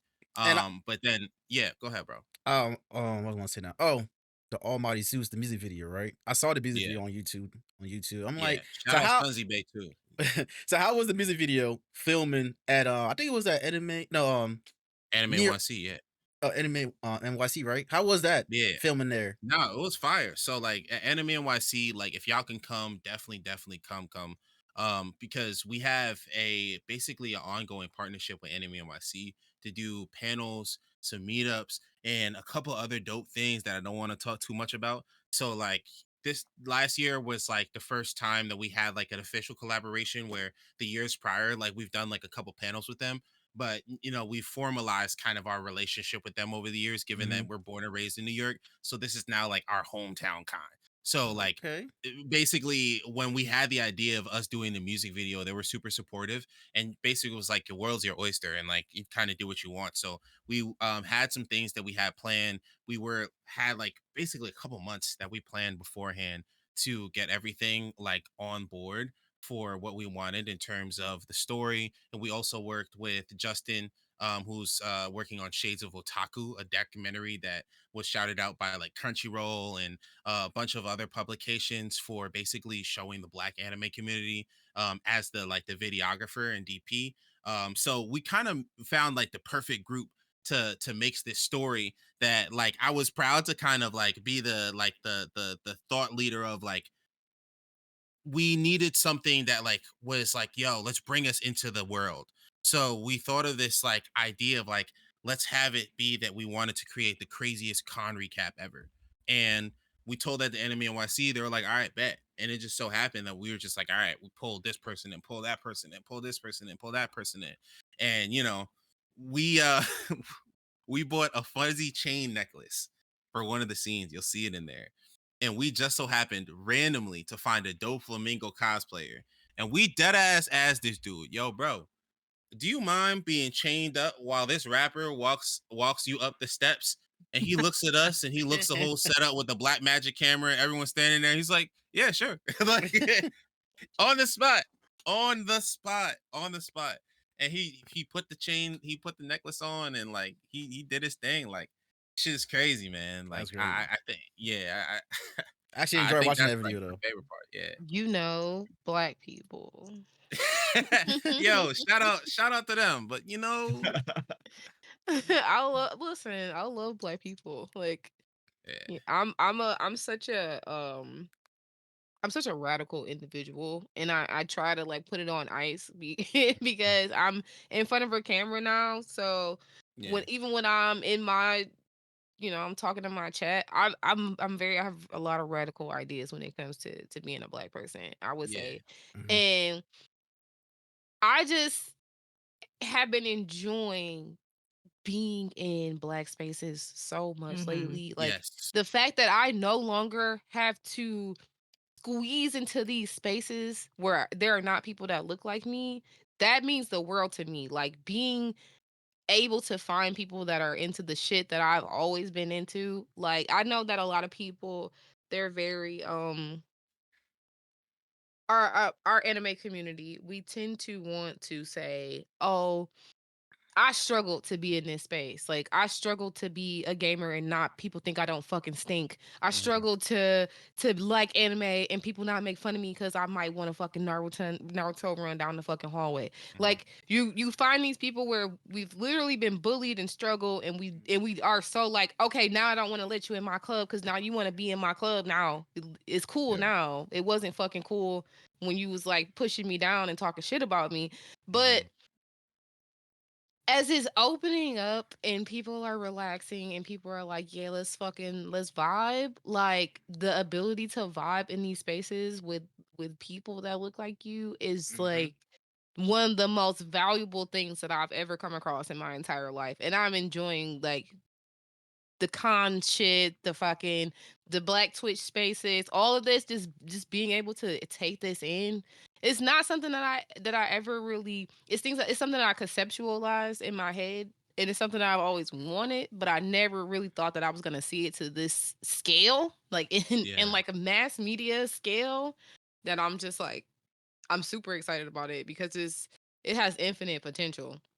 Yeah, Dre, Yeah. I think what you're saying before, because I don't think I answered the question of like the passions thing. And it ties into exactly what you were just talking about. Like I think from where I come from, like my both of my grandfathers were pastors, right?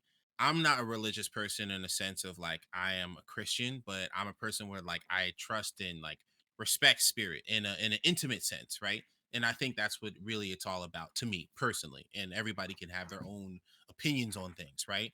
But I think where my creative process comes from is channeling the presence of others and being able to still have an intimate relationship with spirit as I do have with like my presence, like my being. And that's a balance that's hard to a lot of times channel at both times. But I feel like that's really when you get into this flow state where it a lot of times feels like, one is in sync, like, and you kind of just like lock in, so to speak. So yeah, I'm a big 3 a.m creator, just because I feel like there's less chirping about thoughts of things and people texting you and notifications and things you have to Yeah. deal with. So like at that Yeah. time, like that's when my creative process usually takes off, because I'm like, Mhm. all right, bet I could just channel whatever vibe I have in the moment, whatever things I found, whatever, and I can get back to those and like really lock in and kind of charge Mhm. the engine and figure out what I want to do with it. So Oh, okay. yeah, 3 a.m. is Facts. crazy though, but I think 3 that a.m. I is think, crazy. bro, that I think you could research it, but that's like one of the best times to create, in my opinion. Like, nah, and I it agree just with you. I believe manifests you. a Yeah, lot of I stuff. could agree with especially in that. I'll music. be up Yeah, at especially in 3 music. a.m. Mhm. Yeah. But also Get the that thing shit is right. like, yo, I found so many people like that also be up. Like I think the dope thing is that like I found community over time that has validated my experience. I think that's like the other thing that kind of amplifies my creative process when I'm like validated by other people to make me feel not only sane in a sense, but also sometimes ingenious, or sometimes even like cool, or other like dignified terms for doing interesting things in my own process, as opposed to like, just doing shit. Because I think Mhm. the funny thing that a lot of people don't talk about is we're just like just trying shit. You know what I'm Yeah. saying? Like Yeah. in a lot of Consistently just ways. doing whatever the fuck. Yeah. So I feel like at a certain point, like I think that validation is so important. Big thing I have to talk about. I'm so honest. So at work, right? And this is where it ties into strategy. I found that in the fragrance category, and you could look this up on TikTok if you find, like, if you look it up. In the fragrance category, one of the largest like hooks that men, specifically men, use is how to get compliments when people are using fragrance. If you look at female content, typically they don't use that hook. So what the insight says is that men are interested in getting compliments in fragrance, and in a lot of ways, it's a big signifier as to like the value of the fragrance itself, or like whether it's like worth or not. But the big thing behind that is that men just don't get compliments like that. So that's a huge motivator for guys. Mhm. So I dug into that more, and I saw that like a statistic that someone got from a study is that 70% of the time when men compliment each other, it's about success. That means only 30% of the time are we complimenting each other in the actual way that we're talking about. So like, how much are we starving for that validation, but we don't regularly give it? So like, I think that's why like streamers and content creators and like and these spaces are huge, because it's also third spaces that you can get that kind of like socialization and that boost, Mhm. because you Yeah. might not get that in your regular location. Mhm. Sometimes local people be fucking hating. I'm not gonna lie. Like, Yeah, that's they some real do. shit. Yeah, they do. Sometimes they only love you until you pop it. Like I have a lot of people in my local community that only started fucking with me until after we got to 10K. Like it was like it was only a point. It was and it's crazy. It's like clockwork. At a certain point, that some people see it like a signifier of success. They're like, oh yeah, now you're valid. Like, oh man, like you're actually doing it. It's like, oh, so you were just watching me squirm and cringing the whole time, although I was putting in actual effort. Like Mhm. sometimes the world is like that. So the Yeah. validation we get online, that'd be so valuable, Like, so yeah, Mhm. I cherish online like communities for that reason, especially the ones with black people. I'm not gonna lie. But as biased as it is, because it just hits different. I'm not gonna hold Mhm. you. It hits different It when do. Yeah. people like you don't have to watch what you say. You don't have to watch what other people are saying like you do, but not like, oh, you're not listening for somebody to be give you microaggressions. Like you don't have to worry about microaggressions. You don't have to worry about saying something culturally that somebody just doesn't get. And then now you have to try to figure out if you're going to explain the cultural significance or if you're just going to gatekeep it, and now the fucking conversation is awkward. Like it's all these different things that you don't even realize you're doing when you're not hanging out with people that share a culture with you. Like it you have this mask on, and you don't have to put that same mask on when you're like vibing with people that look like you. It's a totally different experience. Yeah, It I truly think is. there's a huge general problem in a lot of general anime and gaming spaces that honestly we all probably agree with and don't even need to get into, to be honest, because we all aware of it. It's so monotonous at this point, especially in 2025. There's so many big things that have happened, like ultimately, but it's just like it's just a thing that's like until those things are fixed, I just don't feel comfortable in general spaces sometimes. Yeah. Sometimes I do Mhm. kind of like when it's regulated to a more filtered group of people that I could trust because of a cultural lens, you know? And it's like it's not like Mhm. a sense where it's like I'm ever segregating things and like separated. Mhm. Like if someone has a vibe, they're always welcome in my space. And a lot of times my Correct. spaces are a lot of times like super diverse. But ultimately it's just like it comes down to like sometimes people come from certain spaces and they just traditionally just mistreat people, and that's Yep. not okay, you Mhm. know. Yeah. And that's why I really like enjoy making events and doing the things like going back to what you were talking about, Dre, like with Anime NYC and kind of building those spaces in person, because that shit is important. Like there's so think about how many black people like anime in New York City, you know what I'm Yeah. saying? Hmm. So there's like 5 different groups that do different things in New York. So like we're honored to be like one of the groups that like we have like a partnership with Anime NYC with to like actually do things for people inside of the con.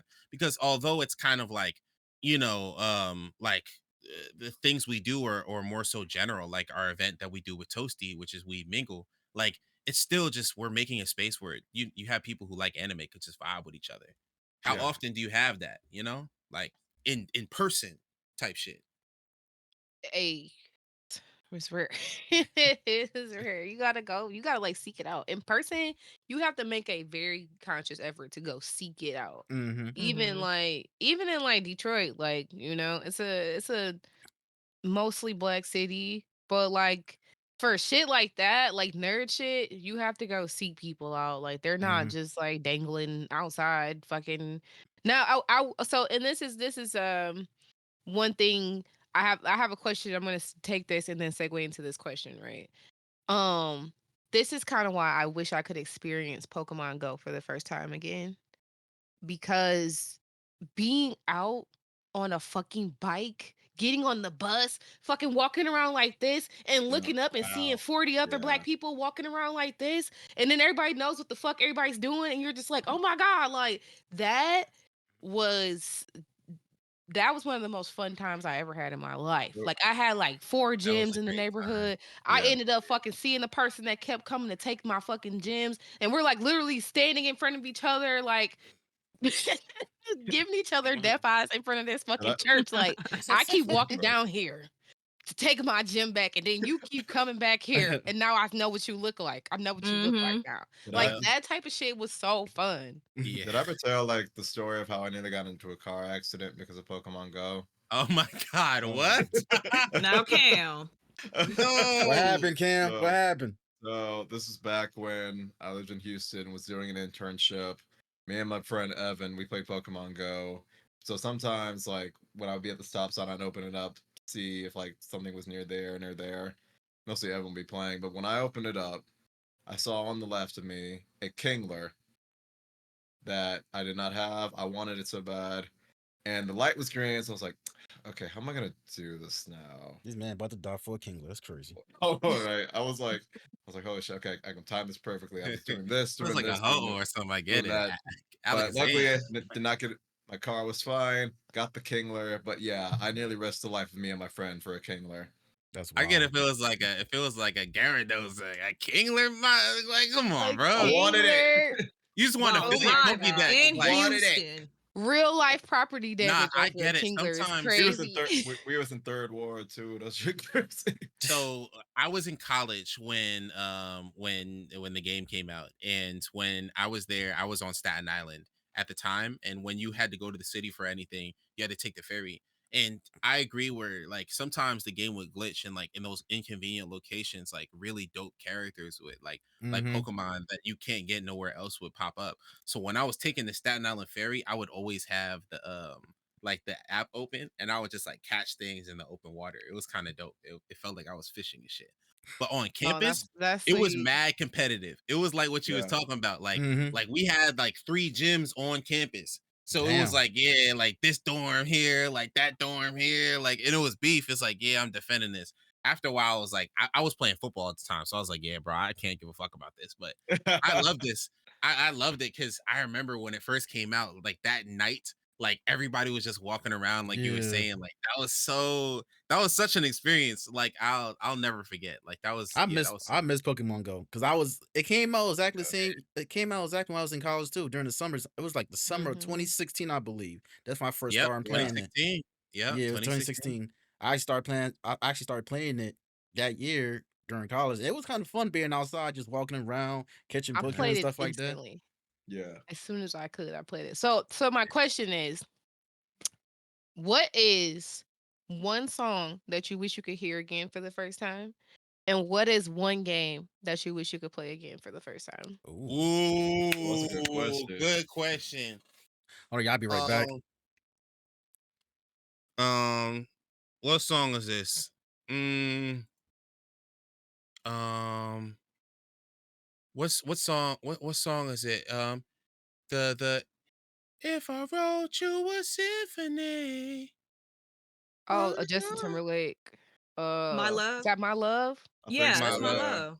Because I listened to that whole album on repeat. I know my Justin Timberlake on that album. Let me tell you, that was a Yeah. Okay, because time, that album is like some of the most heat shit he ever came Summer out with. Okay. Love, and then like his interludes at the start, like oh my Oh, gosh, Yeah. girl, Yeah. Justin Timberlake woo! went fucking Yeah, crazy that would on be I'm that about my to, love for I'm sure. gonna hear that shit again today when I go on my That would car be ride. it would be my love for sure. That would be the one. And then the other one would be the game. That's a tough one. That's a tough one. I'm not gonna lie. It's a real tough one. There's so many games I could choose from that I loved. You know what? I would do. Oh my gosh! All right, so the first one I thought of is was a GameCube choice because I got this for Christmas when I first got a GameCube. Star Fox Adventures. Oh, That's like That that's a was Ooh, favorite of mine. ooh. Classic. I good love that one. game. Yeah, I love that game. Like that storyline was rich. Mm. The shit you had to do, like when you went to the lizard place and you had to like tap A against that thing, that Yeah. shit was Yeah, hard. yeah, yeah. That actually took me some time Yeah, to that beat shit. It sure with my did. little kid thumb. Like I'm not gonna lie, it was difficult. Right. Mm-hmm. But I feel like it was that one, and if I could choose one more, it would be Animal Crossing. It will be That's Animal good. Crossing. Oh, I will okay. play the new Animal Crossing again, just because they're never gonna update that game again, and I miss it. But it's not fun no more. Yeah, I They're probably definitely making a new one right now. probably Yeah. for the Switch too. You know what Probably. I'm saying? Yeah. You Well, gotta They're keep Switch up with too. the saying Yeah, we'll Jones. probably get 2026. another Animal Crossing. I can't do that. The real time. I hate that shit. I I can't fucking hate either. that. Oh, the Yeah. real That's my. time. If Yep. there's a mechanic that I could just fucking throttle, I'm a mom. I got 2 kids, You 3 can. jobs. Like I can't. You I can. You hate can that. manipulate the clock. So Yeah, I basically, don't like that. I don't want to yeah. manipulate. I want the game to not decide that it has to be 3 o'clock in the morning in real life. I Mm-hmm. want Yeah, the no, game that's to just be real. like mind your fucking bit, like mind your in-game business. That's Right. your Because I want to go business. shopping, Don't damn it. I mind need my them business. groceries. And I need them Right. clothes. Okay, because Yeah. even like with my fucking like my Tamagotchis, I can't set my Tamagotchis to real time. I gotta change the time so I can't use the Tamagotchi for a fucking watch because I can't play Tamagotchi when I'm at work and I got a work meeting and the fucking Right. Tamagotchi's chirping and shit. I gotta Yeah. change my time so that I can play with them at home. Word. I Yeah, don't no, like that. you spitting. Yeah, imagine, and this has happened to me before, but like I'm just saying, imagine for the sense of it, like to relive it.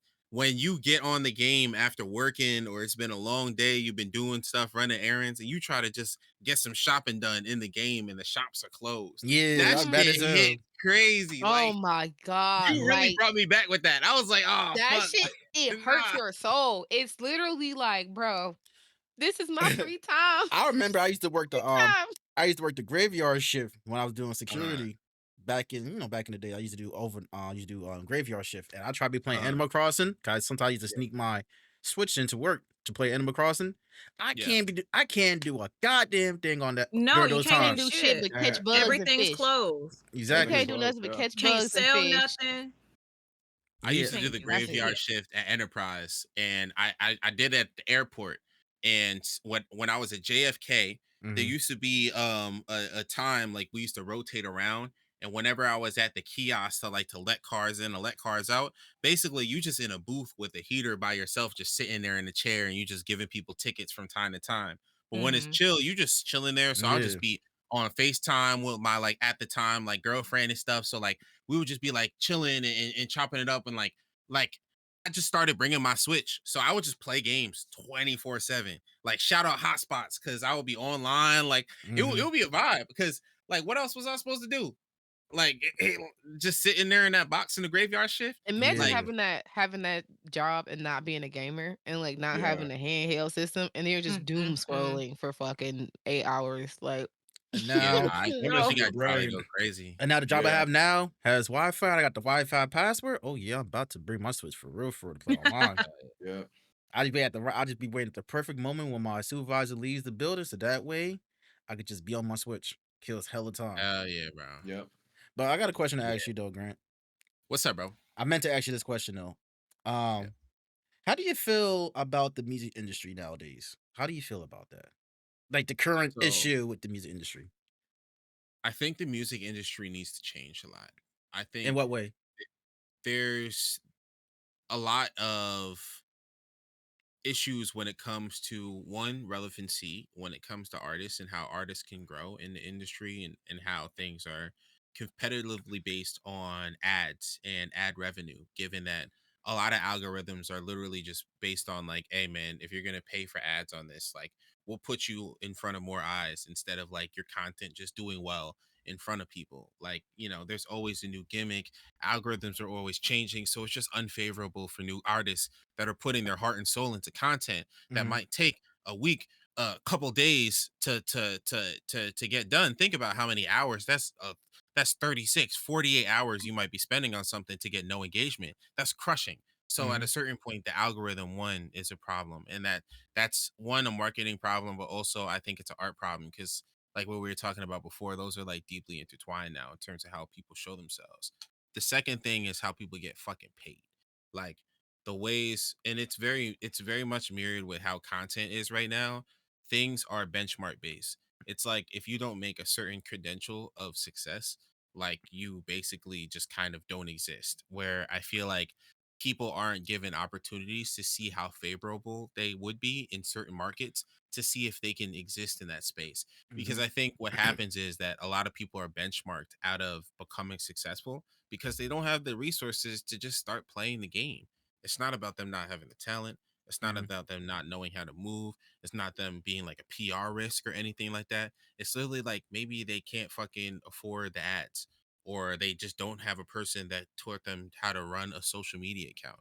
And it's that bullshit Mhm. that stops a lot of creators from being like literally Grammy Award winners. Like think about like Dochi, for example. Like Mm-hmm. Right. Dochi literally became like a whole content creator and built herself and did all this stuff like at a certain point to also like make herself visible enough to be viable for TDE to then put herself to in a space to get more resources that put her here.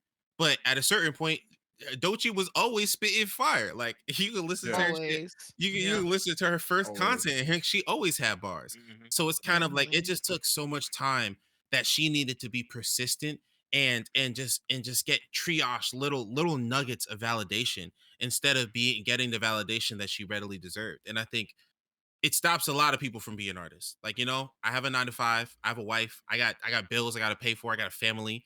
Like, you know what I'm saying? Like all of my other bandmates as well. Like, and it's the same thing with other artists. Not alone a lot of artists over the time of the like 10 years that like I've been a part of, if the shoe fits, or just been making music, that have since then stopped making art or stopped posting content since the pandemic because they're like, yeah, man, like my priorities is a fucking job. And it's like I get it, because at the end of the day, like the shit is not serving us as Right. much as it is. Like Mm-hmm. thankfully, by the grace of God, like I've been given enough validation to keep going and keep Hmm. moving and to do Yeah. more stuff. But Lord knows if I did not, I would not be talking to you guys on this podcast. You know what I'm saying? Like that's some real shit. Because at a certain point, I feel like prominence is a thing that is given by like the efforts that you do, and it's a long turn to get success in this game.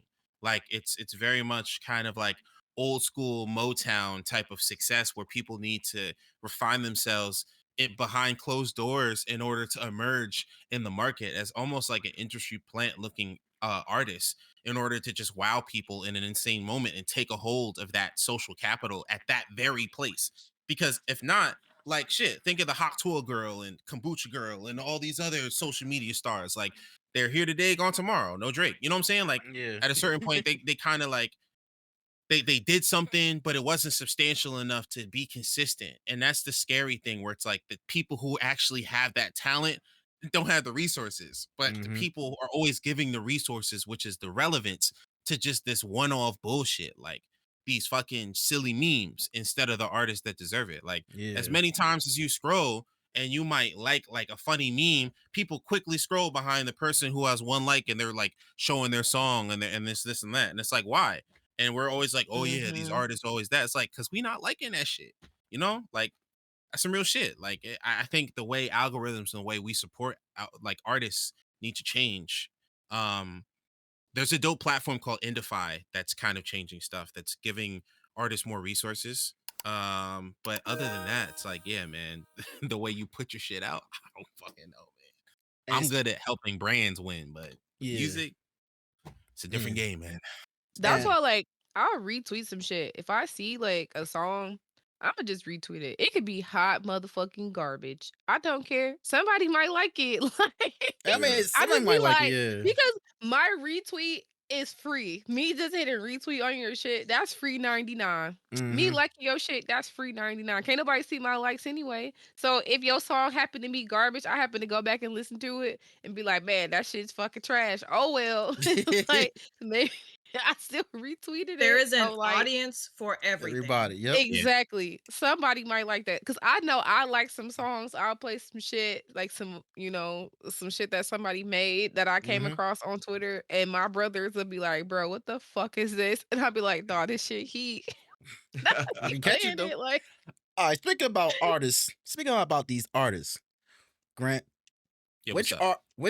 I don't know. Which artist would you consider being overrated? Mm, Oh, Lord. overrated artists. Bum bum bum. right? Someone had to do it. What artist is overrated?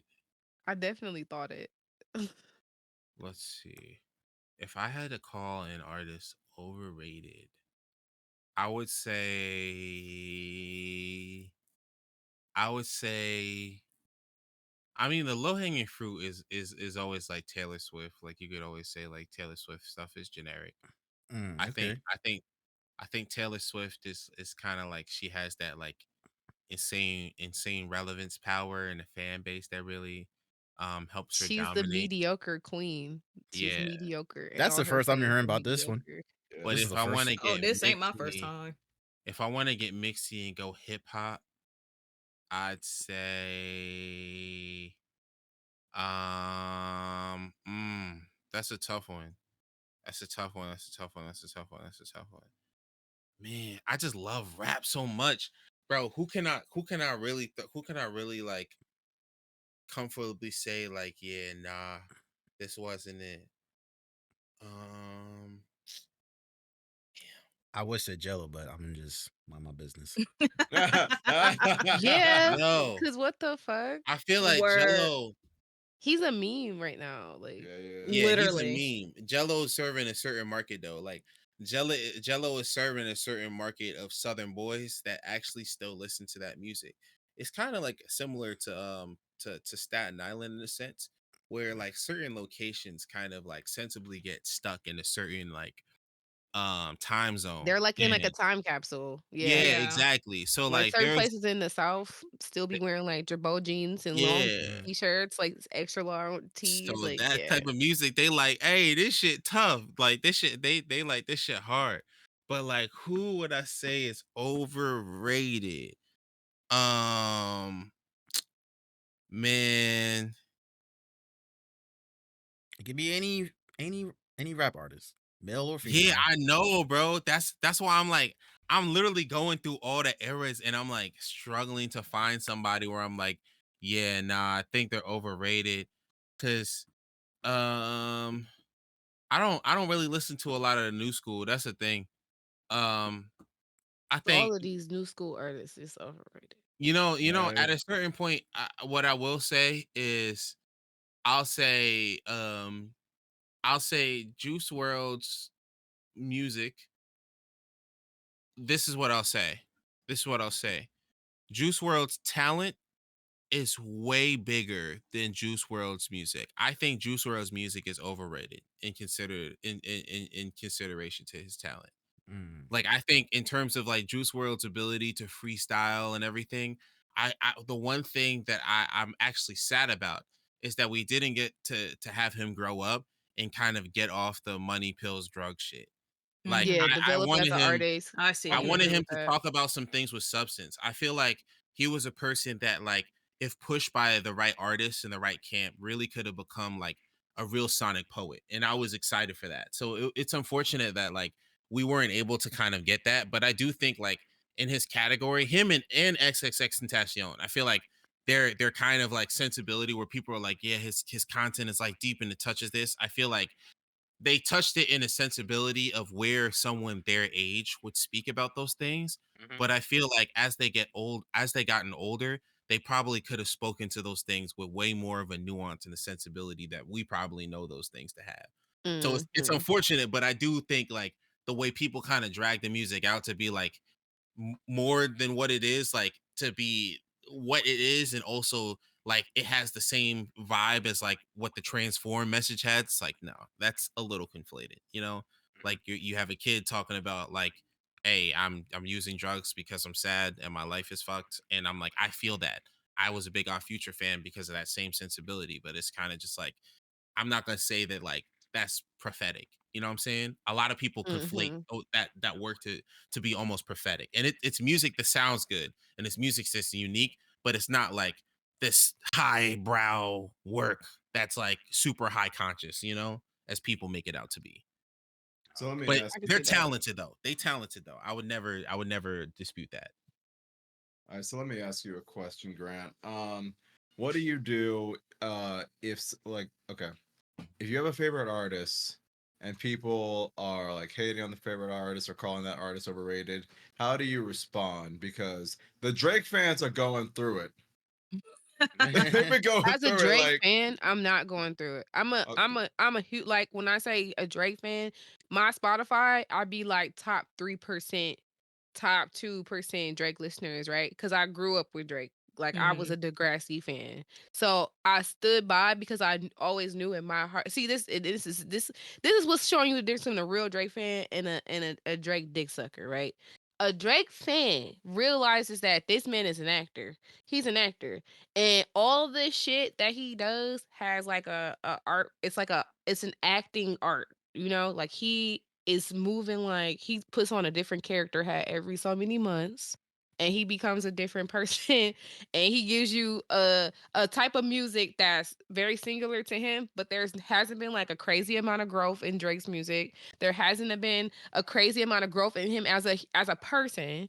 And if you are a real Drake fan, you realize that it is time for him to get knocked off his perch, because as talented as he is, coasting with that bullshit ass "Imma put out the same type of music all the time," it hasn't been Mhm. serving him anymore. And so Yeah. he has to now show people his actual talent. If he wants to get his spot back, now he's gotta fucking do some shit. He's got He's to got to go back fight for it. to, yeah. yeah, you got to fight for it. You have to be a rapper now and stop being, Aubrey Graham with a Drake costume on. You have to actually become a rapper if you actually want to be what you want your spot. Your spot was kind of like given to you. It was easy. Like, you Yeah. got hit after hit.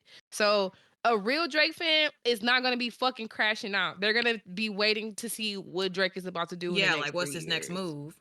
Facts. Yeah. Yeah, I've been you waiting on hit it. it I'm on not the gonna head. lie. Like, I am kind of like, okay, Drake, like, what you gonna do? Because I'm like, Drake's older stuff. Like, I fuck with Drake's older stuff heavily, and some Yeah. stuff from like a couple years back. Mhm. So I can't sit here and act like I'm not a Drake fan. As I'm a Kendrick fan too, but I'm not like die hard on either. So just like, Yeah. okay, this person Mhm. started this. What's this person's move? Yeah, Right. you're anticipating what he's gonna do next. I think at a certain point, what Drake has to do, or an artist in Drake's position has to do, um, I'd attribute it to any kind of story. The best soliloquy y'all would probably get, like that's closest to home is like Lion King. Mm. You know what I'm saying? Where it's like Simba got ejected from the crib, had to go somewhere else, learn some new things, refine himself, and then come back. I think Drake has to do some different things. He has to either go Mm. to a different genre, but Kendrick at a certain point in the 4D chess, as Drake has done that in terms of like him just growing in terms of character before. Kendrick kind of like put a chess piece where he was like, you can't do this shit now. You know what I'm saying? Where it's like you're a cultural biter, so like he can't really do that.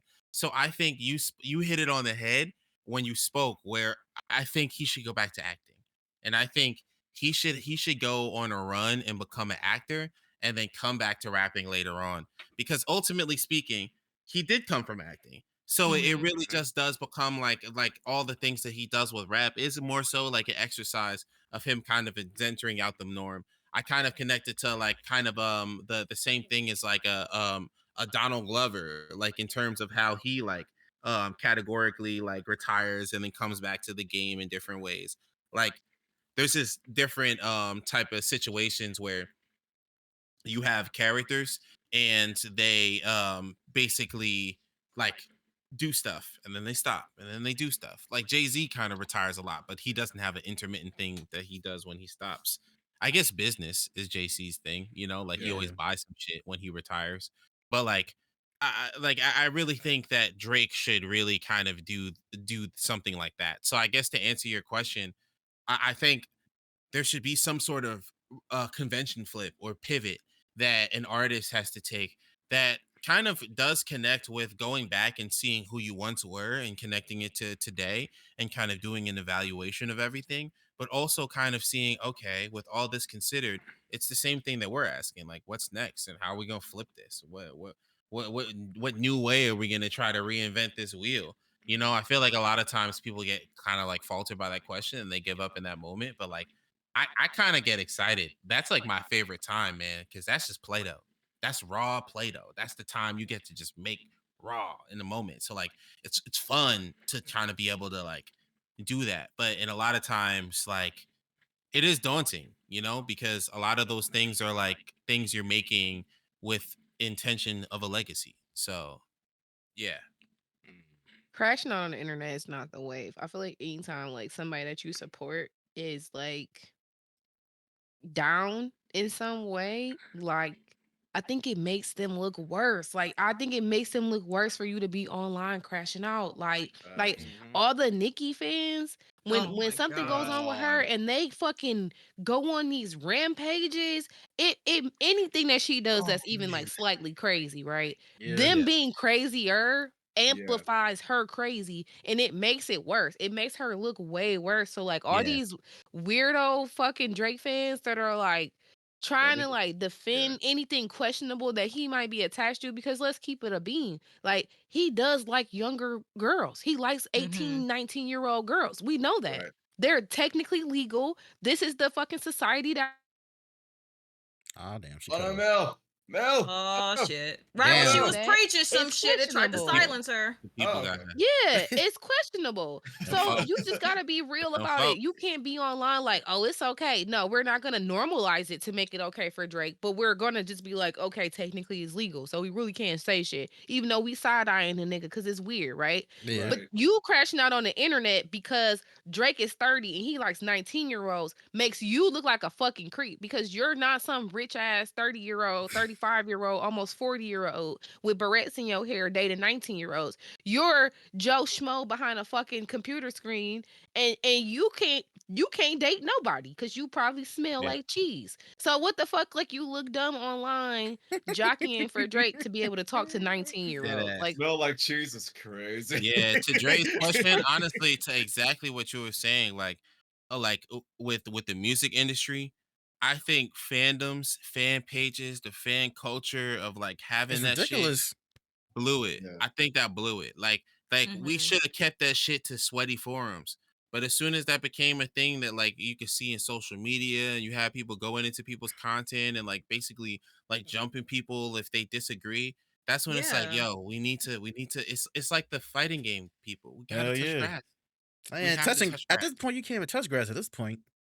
You can't Yeah. even say touching grass at this point. No, it's just you got But fucking it's worms worse for over there brains. because at a certain Like, point over there, it's parasocial relationships that are driving a lot of that. Like you'll Mm-hmm. have people who have fan pages and in their descriptions, it's like so and so mentioned or so and so acknowledged, yeah, and liked it's like, Yeah. yeah, and it's like, bro, acknowledged, like, they're putting the stats up just of someone like acknowledge their presence, and it's like these people be 30, 40 doing this. I'm like, come on, man, Shit, It's it's like some fucking wild. teenagers and Yeah. shit. Bro. I weird. have Fact. to I have to like kind of like okay, it started out with Beyonce, right? Like but Beyonce doesn't she acknowledges the beehive in a subtle way cuz Beyonce she's just got an art to how she deals with her fan base. She's got an Yeah. art to how she deals with everything cuz she's a Virgo and she's insane actually. If you really I really think Beyonce's fucking crazy.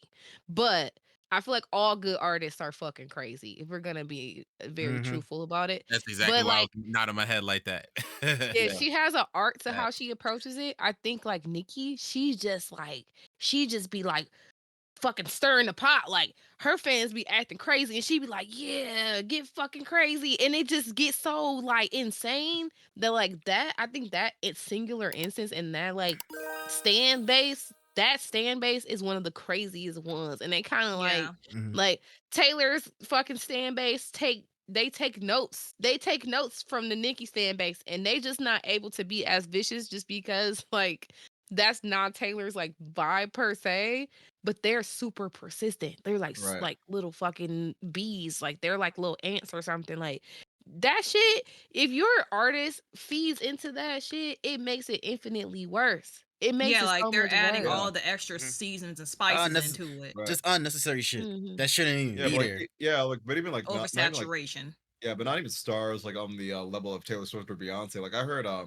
couple weeks ago, some fan broke into Kid Cudi's house, used his shower, it was like making a sandwich in his refrigerator. I'm like, what the fuck? Like Yeah, the some cops people are got just him and weird. everything, but like I think he posted like on Instagram, it's like, hey, if this is why I seem a little standoffish when you see me in public, this is kind of why. People It's like don't Yeah, this, realize these are fucking people are human normal. They're still beings. They're yeah, normal people. humans. Yeah. Like if you've never seen anybody famous in People person, aren't normal. like I'd be scared to bother people. Like I've seen right, people a couple times. Like I might stop and look at them because I'm like, fuck, like is this who I'm looking at?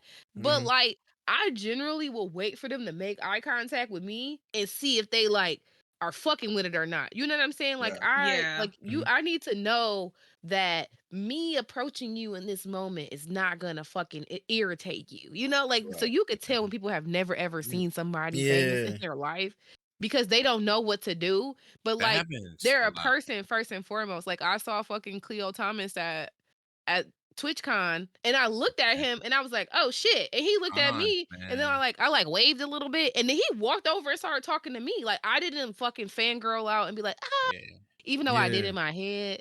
I did in my head for sure. Sometimes Cause I people have a always had a crush time. on him. yeah, But like I was like, this is a person. This is a human being. Yeah. Yeah. And he might not want to be fucking bothered. Like right, Yeah. yeah, Sometimes it's a personal space thing too in cons as well. Mm-hmm. Like I'm definitely wearing a mask from now on. Like it's usually like a thing that I wear around, but like it's a must because I usually just like get sick after cons and I hate that.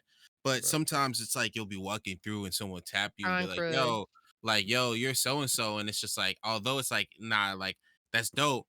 Like I appreciate like being acknowledged and recognized. Like I feel like sometimes, especially in this time, it's like y'all seen the meme from the dude from New York where it's like, "Stop touching niggas with your hands." Like that's Yeah. kind of how I feel. yeah, Like in a lot of ways, it's like, yeah, we could do shit. Like you could yell whatever, rah rah, but it's like, please just don't touch. Like Yeah. maybe it's also because I'm just like a sensory person when I'm not like intimate with someone like that with me, where I just don't like that. So it's kind of just like, yeah, just don't be touching like my shoulder and like tapping me or something like it, because it's just like it could be a lot, you know? Like I Mm-hmm. feel like especially in these physical spaces where you're interacting with mad people, like it's overwhelming. Like that's Yeah. Yeah. I think Especially if a lot you're of Yeah, people like you're a person. You're a it, human being. Like you can't yeah, just be like, "Oh my god, like I'm a fan." Like you it's like an entitlement. People yeah. feel very entitled to the people that they support. it's a It's like, fandom. yeah, I mean, I That was might a put a Supreme couple con, wasn't dimes in it? your pocket, but Wasn't there some That homegirl doesn't. that was pissed off at DreamCon a couple years ago because she didn't get to see RDC or some shit? Yeah, something Yeah. Like, like that. It yeah, was it's something. like that's straight up entitlement. It's like, bro, first of all, the con shouldn't even be about that, bro. Yeah, it's Like, the kind about it's, having fun, beating people. People yeah, just like doing shit negative. Like it's I so get much it. negative shit when it comes to DreamCon. Like any other cons, you don't really hear much about negative stuff with other cons. But when DreamCon comes around, there's so much negative shit about it. Yeah, That's because it's And like, NiggaCon. You and gotta it was, you gotta let yeah. NiggaCon evolve. We're Nigga not used con, right. to cream doing this con. kind of stuff. Facts. So like Anime you They wise, have say to cream like con is let people crazy. figure it out because we're not cream. used to it. It's just Yeah. not Mhm. it's not something we're used to. Well, So no, I but like, think like over time it'll get better. yeah, well, Yeah. no, even then, it's like, I've been to DreamCon last year and the year before that. I like saw Dwayne and Jazz just walking on the floor, and I took a picture with them. And then this Yeah, people are past mad year, cool. like we were just sitting in line, and next thing you know, Tony Sadavici, is that his name? He just was Mhm. running past the line, getting in things. So you'll see him. Yeah, just gotta Mhm. be Just just be you normal. just Don't don't be know fucking when. And if you weird. want, Just be Just cool. Like So just be be and if you respectful cool. at and if that. you really and Like, if you really want to see them, get a premium badge. It it's costs a like, lot, and Yeah, I'm or not you doing it, literally but could be like walking past somebody and just be like, "Hey, bro, like big fan," like, and just Yeah. like keep it pushing. Like they might want to talk to you, they might not. Like they might be like, "Oh, what's your favorite something?" Like you I never can give know. you guys like the lowdown on how a lot of this stuff works. Like usually when you go to conventions, a lot of times, you'll have like a handler. When you have like different events, usually when you're like a voice actor or a different person that's a part of production, you'll Hmm. have someone bringing a person from A to B, so you have a limited mhm. amount of time, and they'll kind of like tell you and detail you in like of the time that you have and different things that in openings or whatever. Sometimes you're just a person that you have a certain badge and you're walking around, and then people kind of just have like a social battery of the amount of time, or they Yeah. have to be somewhere and they just have like bandwidth or whatever. um I feel like I got my first experience with anime and what I see of that, where it's like we had so many panels to do, and we had like performances that we performed at like Webster Hall, and we did like a hosting at like an after party at like this huge club in the city, and it became this thing where it's like we were doing things like every single night. I know At that's a gotta be certain point, tiring. it was yeah, overwhelming as fuck. I'm not gonna lie, Mhm. it No, was I, right. overwhelming as fuck. And the thing is, like, I'm able to adapt to that, and it's fine Mhm. because again, I'll be up at 3 a.m. and I'm making stuff, so I'm like, I'll be up and around. But social battery wise, Yeah. feel like Right. nobody Mhm. talks about how you're just like just having so many interactions for con weekends. And now cons, the way schedules are, they're all back to back to back. And there be Yeah. Yeah. people who go to like me who go to every con. Like, I mean, this summer y'all might see like the Shoe Boys are at this con this weekend, and then next weekend we're at that con, and next weekend we're at that con. Like this might be the first year we have like the full on Shoe Boy tour, the contour that we started last year with BlurredCon and Anime Expo that we did back to back. Hmm. So it's kind of just like, yeah, bro, like that 2 weeks was crazy, but I feel like it's like we trained for it, so Hmm. I'm prepared. But it's just like on top of that, interacting with people like we're talking about, yeah, that'd be. Sometimes it's the icing on the cake that's grounding and centering, but other times it's like, fuck, bro. I need a place to sit down and like just play Relax. my Game Boy. Yeah. Yeah.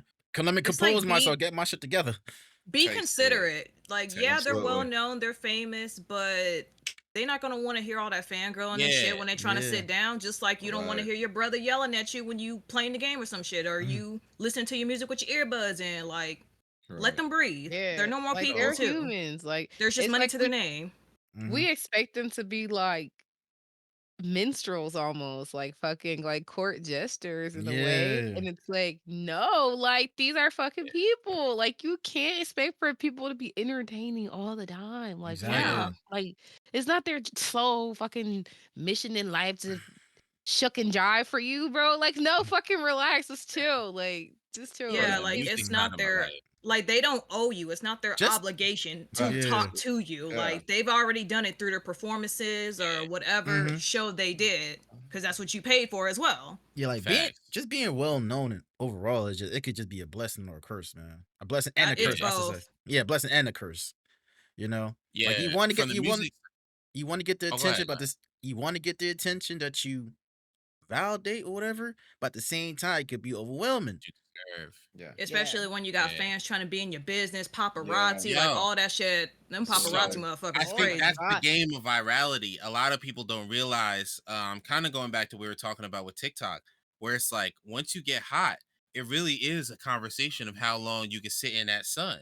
The more time that you sit in the sun, the more relevant you grow, the substantial, the more core followers you grow, and the more that you can connect with larger people. Some people, because they were able to sit in the sun because of the resources and the connections they had, were able to ride that shit all the way to damn near C-list status. But you have other people that kind of fell off because they just didn't want to sit in the sun for that long because it's too much. It's a Mhm. lot. Like it's a lot to carry. But I feel like Mhm.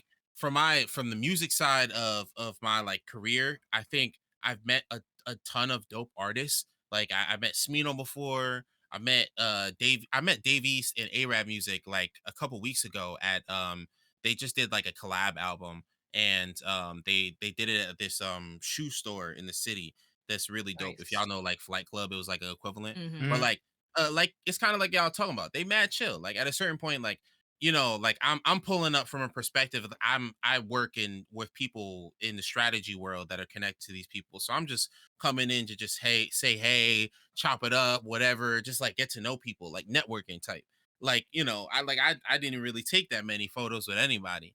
But when it comes down to it, it's just like even just thinking about it, it's like they had a whole line of people that were just ready to do that. People who were just like they had t-shirts that they were trying to show people, like show someone like, yo, can you take a photo holding the t-shirt and all that. Like a lot of people like really desire to gain relevance off of other artists, but I feel Mhm. like the interesting thing is like there could be people that are closer to them that they could probably win with.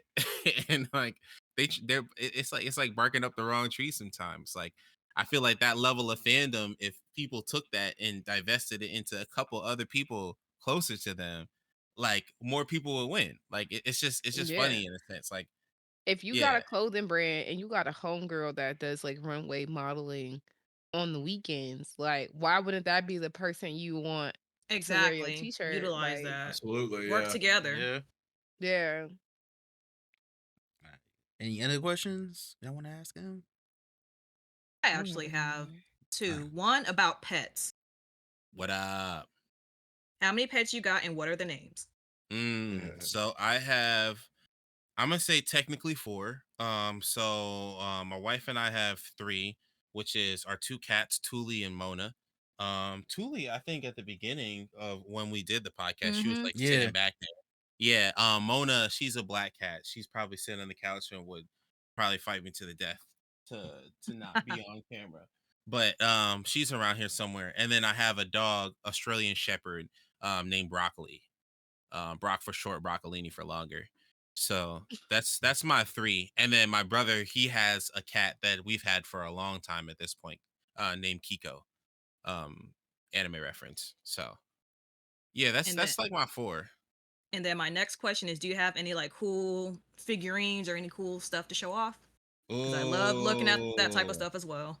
type shit. What Some do I good loot have? items essentially. I mean, yeah, I mean, if we want to talk about loot, the first one, obviously, like let's get into it. Yeah, We got that boy is the sweet. But Right. hold on, wait till you see what the Lodo screen is. I got a different mod of it. Hold on, I gotta tap the screen. Y'all see what that say? Yeah, I got Digimon. Digimon and Pokemon. Yeah, bro. Oh, Nice. Oh, Yeah, yeah. bro. And it's the whole game. It's the whole game like remodded. So it Okay. works. Yeah, Nice. yeah, yeah. What else? I mean, I'm a big Gunpla maker, so I make a lot of Gunpla. Like you can see it kind of like over here at a certain point. Like I just build Gunpla. Sometimes I build it on stream, but Oh. also, I hey mean, Mel, Hold on, You man. I you want to yeah. show you you just something you too. just collab you just collab stole with that Mel's heart shit. right there. She got some Collab stuff with too. that Oh, shit. you got Gunpla? Hey, W. Yeah. Yep. Yeah, I'm a Gunpla builder too. Hell yeah, I love building Gunpla. I have a couple, like all Gunpla builders do. I have a couple I still haven't built yet. So Oh yeah, you gotta yeah, have if you don't got at least two under your desk, do you even build Gunpla? type shit. But yeah, I feel like that's like the cool shit. Like I'm looking at like what's on my desk. I love the thought of show and tell, but I'm like, yeah, I think a lot of my trinkets like I haven't really bought yet because like the space I'm in right now, like I have enough space for like literally this. I need like another shelf for me to have like some like cool extra shit. But right now I keep it to like the regulatory stuff. But I mean shit. Okay. I mean, we got the Dragon Ball Z scanner. You know what I'm saying? Oh, Nice. that's Just to show him I not a need to awesome. Dragon get Ball Z that. I need hater. to get a scanner. Just to show him not a hater. You know, I'm just it's certified. It's certified. Yeah, but I pick up things from time to time. But yeah, the Game Boy is the most recent one. I keep on me like 24/7. I have a case that I just got for it. That's like a vintage classic case from Japan. Also, I got this Ooh, one. This is also a vintage case from Japan from the 90s. Like Ooh, like a nice. nice one. yeah. But But yeah, these are my I didn't trinkets. even know they made like drop skins for Game Boys. Like, It's Japan. Japan did it. Yeah, so Japan got everything. yeah, Yep. because that's Yeah. always like I feel like my Nintendo handhelds are like my rough and tumble like systems. I'd be like, fuck that Okay. shit. Yeah. I throw it in the bag. Fucking Yeah. whatever. But like my other stuff, I'd be like cradling it like, oh my little PS Vita. Like I'd be so scared to get that fucked up. But my Nintendo, I'd be like, these bitches survive bombs. I don't care. They survive bombs. Yeah. I got a question for you, Grant. What's up, bro? Do you think streamers and creators have too much influence on the audience, especially like younger viewers that watch them? Like for example, like Kai Cenat or I Show Speed and many others. Take your time. You Take know your it's real time. when you have to I'm sit gonna back on say this one. I'm gonna say something real controversial here that I feel like a lot of people would disagree with. I've even waned back and forth with.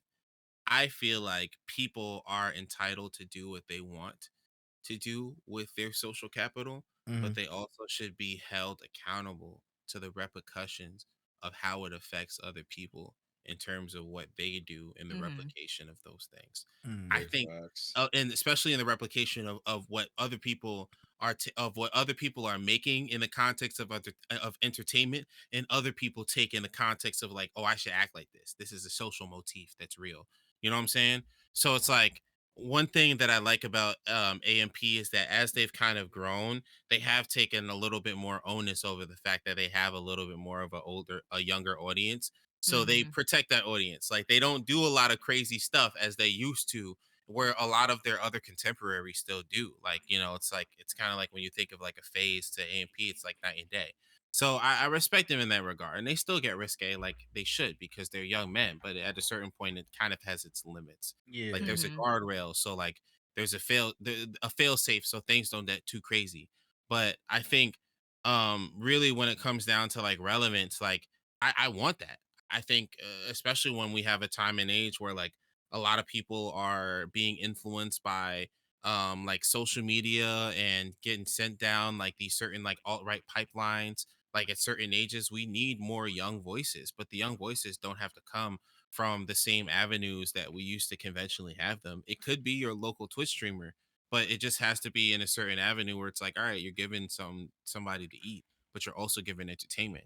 Not a lot of people are doing that. Like a lot of people are booting up their streams and they want people to pull up, but it's them just staring at the fucking stream, mouth open, playing a fucking game, playing Marvel Rivals, hearing Hmm. other people talk about this and this and that, and then you're just like fucking yelling and screaming and BSing about the game. It's kind of just like I get it, and I understand if you're in the boys club of people who enjoy that kind of content, that's fun, but that's not really giving anybody in terms of the foreign entertainment someone to salivate on. So you have some people, or I'll say all people, that want the relevance, but only some people are actually willing to do what it needs to be done with that relevance when they receive it, which is the same thing we talking about when it's like, you know, you sitting in the sun. You know, some people just know how to sit in the sun and how to carry that. Some people don't. So I think it's good. I think relevance is important. I think having out avenues of thought, having places where people can get different thoughts is important. But I just feel like sometimes people don't respect the things that come with that. Like Hmm. it's like Spider-Man getting his powers. With great power comes great responsibility. Like it's simple. But some people are just like, yeah, no, I pop on stream, I say some wild shit, I rack money, and like I do it. Like it's a glitch. It's like, no, bro, it's a life. It's a job, it's a vocation. The Like it's art. livelihood. It's an Mm. art form. It's an Everybody art want form. everybody want that microwave blessing, get that shit over time. You know what I'm saying? That It take microwave blessing, bro. Talk about it, bro. Mhm. So they want that microwave blessed until sparks and that heat come inside the microwave. How you gonna put the fire out? That's what I'm That part. saying. Or that shit That just tastes part. bad. That's the thing. Or Mhm. the microwave goes out. Mhm. It's not That's as the hot no thing. more. So how you gonna reheat it? Like sometimes Yeah, if you don't have just it to tastes like good. keep it going, like how do you want it so bad, but how do you keep it going? And then you find that you just don't have it, and now it's like You start you quit would have you probably been better off building your way up, because then by the Mhm. time you got there, you would have it. Mhm. You got your practice in, but when you like hit it like this, it's like, oh fuck, like now what do you do? I say this all the time. If you want to be on TikTok and do some dumb shit, do that. Go ahead. I have a TikToker because I manage streamers and content creators. I don't televise this obviously, but like Mhm. but when it comes down to any streamers that have a 9 to 5 and they're ever like, yeah, man, I want to grow and like build a platform. Since I do this for larger companies, it's easy for me to help set up and optimize systems for someone who wants to grow from nothing to something. Like, you know, from something into larger things. That's a deeper conversation, and I've helped people grow that as well. But I think that place, like I help people in that regard. And a lot of people I help, they kind of tee off in that space where like they just did some shit and it went crazy and they're like, oh, all these people are like commenting. I don't know how to capitalize. It's like, all right, bro. Like, you know, you put on the fucking wig and danced. Like, you know what I'm saying? Like it's kind of like you have to then capitalize on those things and flip it. And some people who are really talented can. Some people who can just take those silly moments and you don't even remember that like, oh shit, their whole fandom started from some silly shit. Like think about it. Yachty's whole popularity started from someone using his music in a meme, in Right. a Vine. Mhm. Yachty whole career started from someone using his music in a Vine. Like The shit, OG TikTok right you know what there. I'm saying? So it's kind of Yeah. just like I I feel remember like them days. sometimes it's not even in your hands where Yeah. how the relevance comes to you. You know, like we had if the shoe fits, we had a asset that I think did what maybe like 5 8 M's something like that. Like it did like an insane number. And the crazy thing is that like we don't even know who supported it, but I know from a strategic standpoint that someone with a large following shared it on their story, and I was able to analyze from like a metric standpoint the shares and where like it blew up and people started emulating that standpoint. And that's another thing. I feel like when it comes to relevance, if creators really give a fuck about this shit, they just got to start looking at the numbers. Like a Yeah. lot of people are scared of that shit. And if you Mhm. really want to win, you got to tap in. Like people don't even be looking at their stream summaries and they want to grow. It's like, all I right, look bro. at it, but I be confused by it. I ain't gonna lie. Like I look Right. at it Mhm. and I be like, "This is cool," and then I be like, "What do I do with it now?" You know, Yeah. like So looking at boom. analytics. Like I found. Oh well, I guess that's true and also not true because for instance, I noticed that like my just chatting streams do bigger numbers than Mhm. when I'm gaming. And so I That's an changed insight. my camera size. I changed my camera size. People, I'm too little when I'm playing the game. People don't like that. They want to Yeah. see me bigger. Me, I'm like, the fuck you want to see me? Like, Yeah. but they do. So like when I'm just sitting here fucking yapping, that's when I have the most people. I can have anywhere to like, for me, like 30 people is a lot of people. I can have Mhm. like a Yeah. consistent 30 people. I'm just fucking running my mouth. As soon as I Yeah. start playing the game, everybody be like, okay, bye. See you Yes. later. Yeah, Yeah. they just bail out quick. Mhm. Yeah. Yeah. And that's why I So I think, try to like adjust and pivot and just make my camera size bigger because at the yeah. core, like I'm a gamer. Like I'm a yapper, but not like to where I'm just gonna be doing like just chatting. But like I'm like, let's try to have a happy medium. Like maybe if I'm just bigger. But like outside of something like that, like cause and effect like that, Mhm. the Yeah. numbers in the analytics, I don't get it. I'd be like, what do I do with this now? Like, I don't know.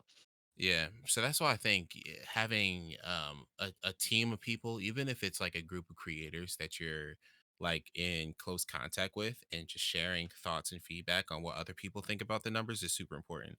Because Yeah. what I thought immediately when you said that is I think you should increase the amount of time that you do just chatting before you go into gaming Gaming, yeah. so you can so you can have a consistent motif of conversation that you carry in through the gaming, so that the conversation doesn't stop, so that it isn't kind of like, okay, conversation done, then let's get into game. It's like we keep this convo moving because we got this funny quip or this joke or this underlying thing that we keep throwing at every single person that comes to the chat. That's the fun of strategy. I think every person, every creator should be a strategist in a certain sense in order to grow. Like Mm-hmm. the easiest way to look at analytics, when you're looking at the numbers, is like, I mean, the bottom line is you want people to come back, right? So like the main thing is, if people are coming in, you want to make sure that people are staying based on the ratio of people that are coming in.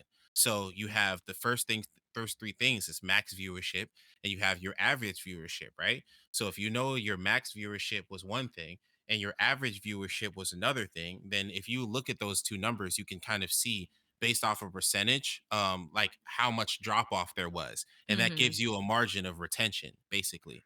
So like if you have like a margin of like how many people are staying in, you can kind of like measure like, all right, bet based off of this content, I know like, all right, based off of how I did this, how I did that. And then if you click on the analytics, you can see based off per hour when people dropped off. So like you can map it out, but it's just like I feel like a lot of people don't ideate and then pivot off of these things, Yeah. you know?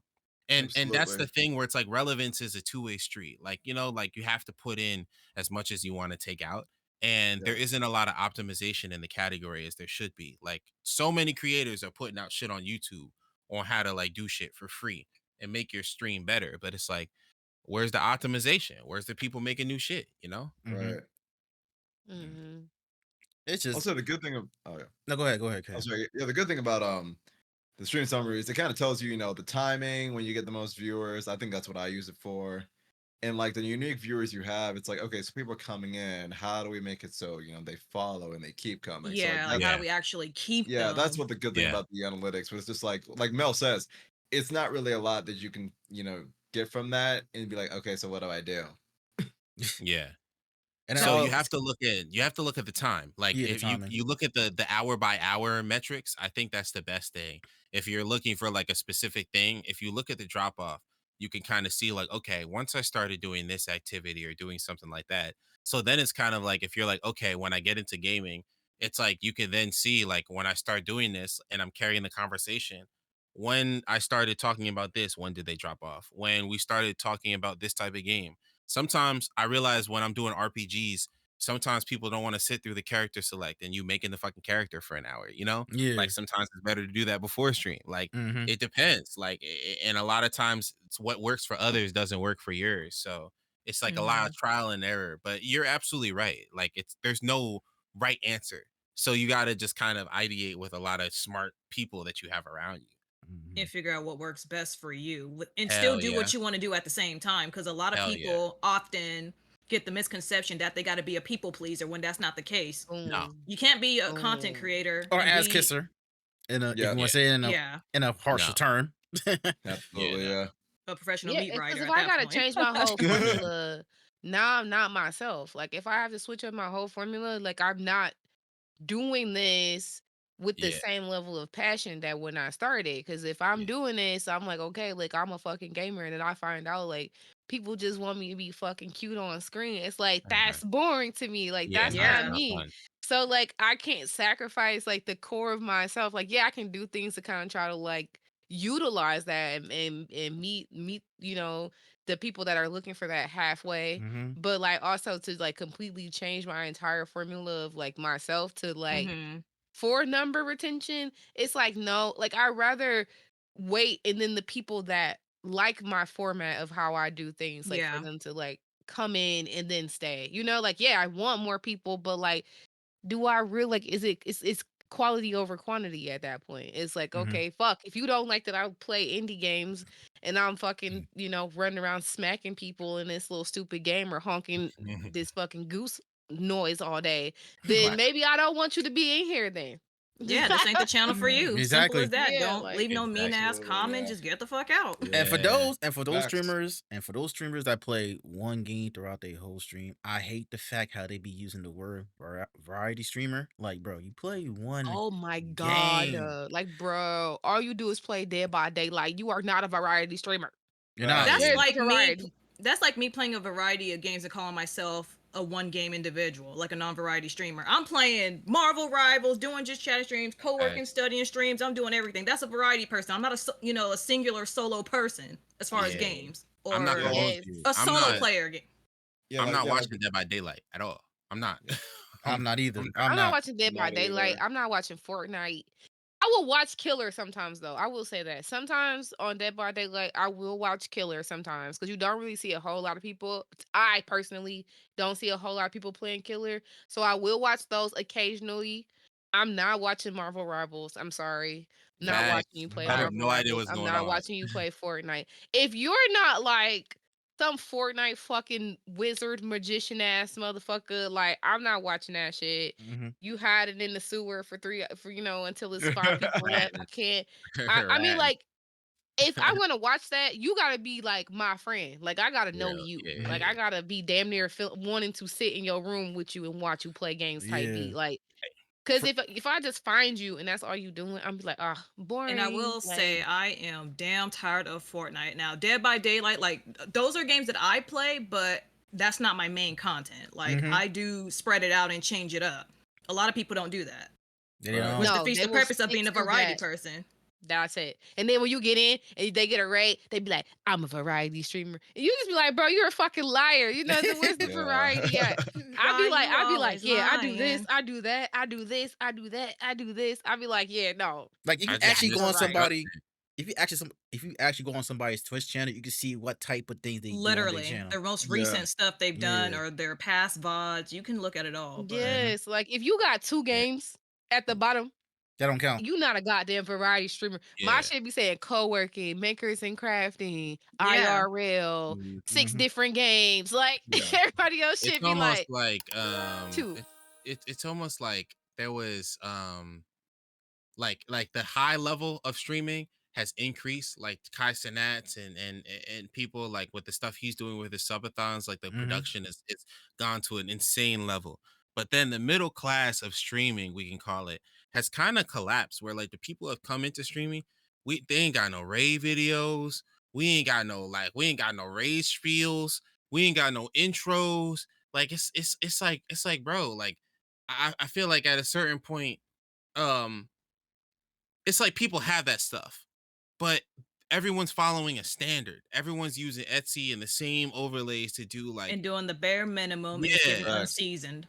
Where Mhm. it's like Yeah. it's kind of just like, bro, I'm sorry. Like I came here because I want to show, you know? I want to see what makes you unique. Like, Yeah. what is Yeah. your Yeah. individual craft? What makes you Yeah. different from other streamers that I already support? It's Mhm. unfortunate. I haven't been able to stream in a long time, quite frankly, just because like I can't commit to being Grant Sounds when I get home from fucking work. Like sometimes I work in the city, especially like I'm in album mode with If the Shoe Fits, right? So that's time like I'm in Mhm. person, I'm in the studio 2 times a week, and then also I have to be in the office 2 times a week. And then on top of that, obviously I have to take care of my family, spend time with them, Mm-hmm. right? Mhm. What time am I supposed to have to then fill in with streaming? So it comes down to like in this period of And time, like it's like I could do it, but you get home from work and it's like, do you And have you're the ability tired. to put on the and character exactly that you need to have yeah. in order to put on in order to really entertain? Like I'm not just Yeah. gonna pull up there and just be there to be there and just be like, hey guys, how you doing? Yeah, we're playing this game. Like, no, I'll just play the games by Mhm. myself. Like if I'm showing up, I'm there to like do the thing. You know what I'm Yeah. saying? And not I only just as learned that. a Mhm. and not only as a streamer too, right? Also being a viewer. Like you want to watch Yeah. people's streams as well, but at the same time, you get off of work, you tired as hell. Some days you might not even be on some days you might not even be on Twitch to watch people, and that's fine. Like people Facts. like we Yeah. all adults here, right? Yeah.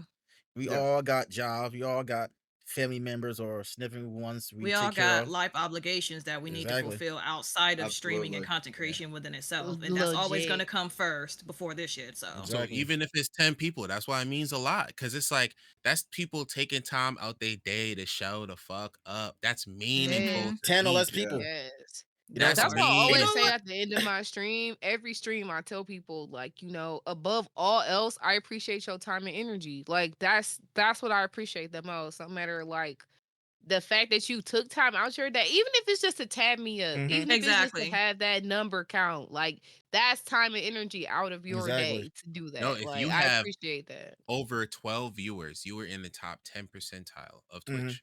And it also That is crazy. a real thing. Like a lot of Oh people wow, I have, didn't know yeah, that. I didn't know a, that either. a Right. lot of people have discoverability issues. I know people who are under 10 viewers for years. You know what I'm Hmm. saying? And the Right. Because Yeah. ones, I'm gonna say this real quick. I'm sorry to cut you off, yeah, go Grant. ahead. No, you And for good. the ones that have been streaming, they have like 10, 20 plus live viewers at the time, and they still complain and they still have second thoughts about like, damn, what am I doing wrong? I'm like, you ain't really doing nothing wrong at all, bro. You're not Like, really doing anything wrong. Some you, people have just been in this longer than you know what I mean? Like some of these people have been here over a decade. So before Twitch was even Twitch. So exactly. Yeah. a lot of competition, I I would just say. hate I just hate when streamers complain about like, oh, what am I doing wrong and this, that, and the third. I'm like, bro, you got like over 10 viewers, over 10, 20, 10, 20, 30 plus viewers every time you go live, And bro. at that point, Yeah. you're not doing it for fun. You're not doing it because you want to. You're expecting to Yeah, gain you're just something doing out it of for the it. Right. money. Yeah. Exactly. That's an unrealistic ass expectation. And I always emphasize that every time on this podcast when it gets brought up. Stop coming in expecting to receive. I You're think it gonna comes, give, and put in effort, but you're not always gonna receive. You might Exactly. have, And especially let's like say, even if you're in other people's channels too. Like yeah. people will reciprocate because a lot like this is one point that you always bring up, Lex, is that a lot of us are streamers too. Like a lot of people that support streamers are exactly. streamers. Mhm. Yeah. So you gotta kind of keep that in mind. Like people are doing shit. They might have a stream plan. They might, like you're expecting so much, but like these are people in the same position as you. So you really can't have like these crazy high expectations like Mhm. that. And And you I, can't be a Yeah, hypocrite about it either, because it's like a it's lot of us difficult. we're all doing the same shit essentially. We're Mhm. multi-talented. Some of us stream the same game, stream at the same time, unplanned. It's like you got to Right. have that understanding too. Like this ain't just about you. If Yeah. you're It's a trying to build a community, it can't be just about you. Cause I be it's a seeing this. difficult nuance. I'm gonna be honest. Like I think honestly in that directly, and this is not something that like I don't own at all. Like, and it's something that I think people around me would corroborate as well. Like during the time that I was really dominating, like I think in my first year of streaming, I think the main thing that kind of like did me in is that I took a break because I went to DreamCon for for the first time, and I Mm-hmm. took like a 2 week break, and then on top of that I had a lot of people at that same time, like during, like in my team, Mhm. that I motivated to then stream. And because of that, the community that I built because of that time was then divested into those other avenues. So then when it came time for me to then boot back up, to be honest, it was really difficult to like get everything corralled back together. And Mm-hmm. ultimately, because of the clash of schedules and everything, like ultimately, I was then kind of competing with the people that at a certain point they would really agree with I created. So it's kind of like it's a tough part where it's like, dang, like, I am very open to that. I literally am 100% like saying like, yes, I motivated these people or like, no, you should stream, you should stream, you should stream until they actually did. But it did turn into something that kind of did come back to bite me in a sense. And it's not something I regret, but it is something that like I still heavily think about that nuance now as a strategist, where I'm like, I'm trying to think about what the solve is. To be honest, I still don't have it. Like, I'm gonna be real, which is why I think Twitch streaming is just a daunting thing in the back of my Yeah. head to me, to Yeah. be honest, because building community with equity is just difficult when you want people to succeed, but you also want yourself to succeed. But Exactly. the Mhm. issue is Yeah. that like the things that feed other people also are the same means to feed you. So at a certain point where Mm-hmm. you could be triaging people off, like people could just go see the means, but that also means that you are then competing with your for your own stuff. So it's like it really does come down to a thing where if everyone is a viewer and everyone is a streamer, competition is a necessity, which means it's like, yeah, you have to have good entertainment. It does Exactly. become thing that's larger than Mm-hmm. art, which is Absolutely. why Yeah. it's like I still am trying to find that balance because I hate that and I don't want it I don't want it to be something that consumes me, but it is Mm-hmm. something that I feel like has taken my love out of the game, to be honest. And And I kind of I've taken a long pause from Twitch since then yeah, because it's just like, yeah, it kind of took my heart away from it. I miss when it was just like a more of a thing where people would vibe, but now it is more of like a, are you gonna pull up and follow me if I raid you, or you gonna raid me back next week? Like yeah, that's like it that's is the type kind of of shit Yeah, like I hate like right there.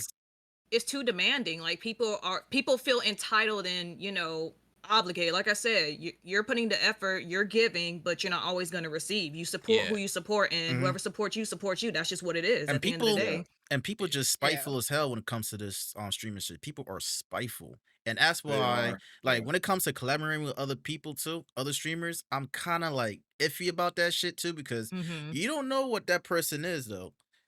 You just know him And because that's that why I person is appreciate we popping. did this, bro. Honestly, Right. Yeah. because like we really did this off of me just being on Twitter, like, hey, bro, like let's do some shit. Like when you were like, yo, I want some people on the pod. So it's like at Mhm. a certain point, it's just like you do have to take like a little bit of a leap of faith and like trust people.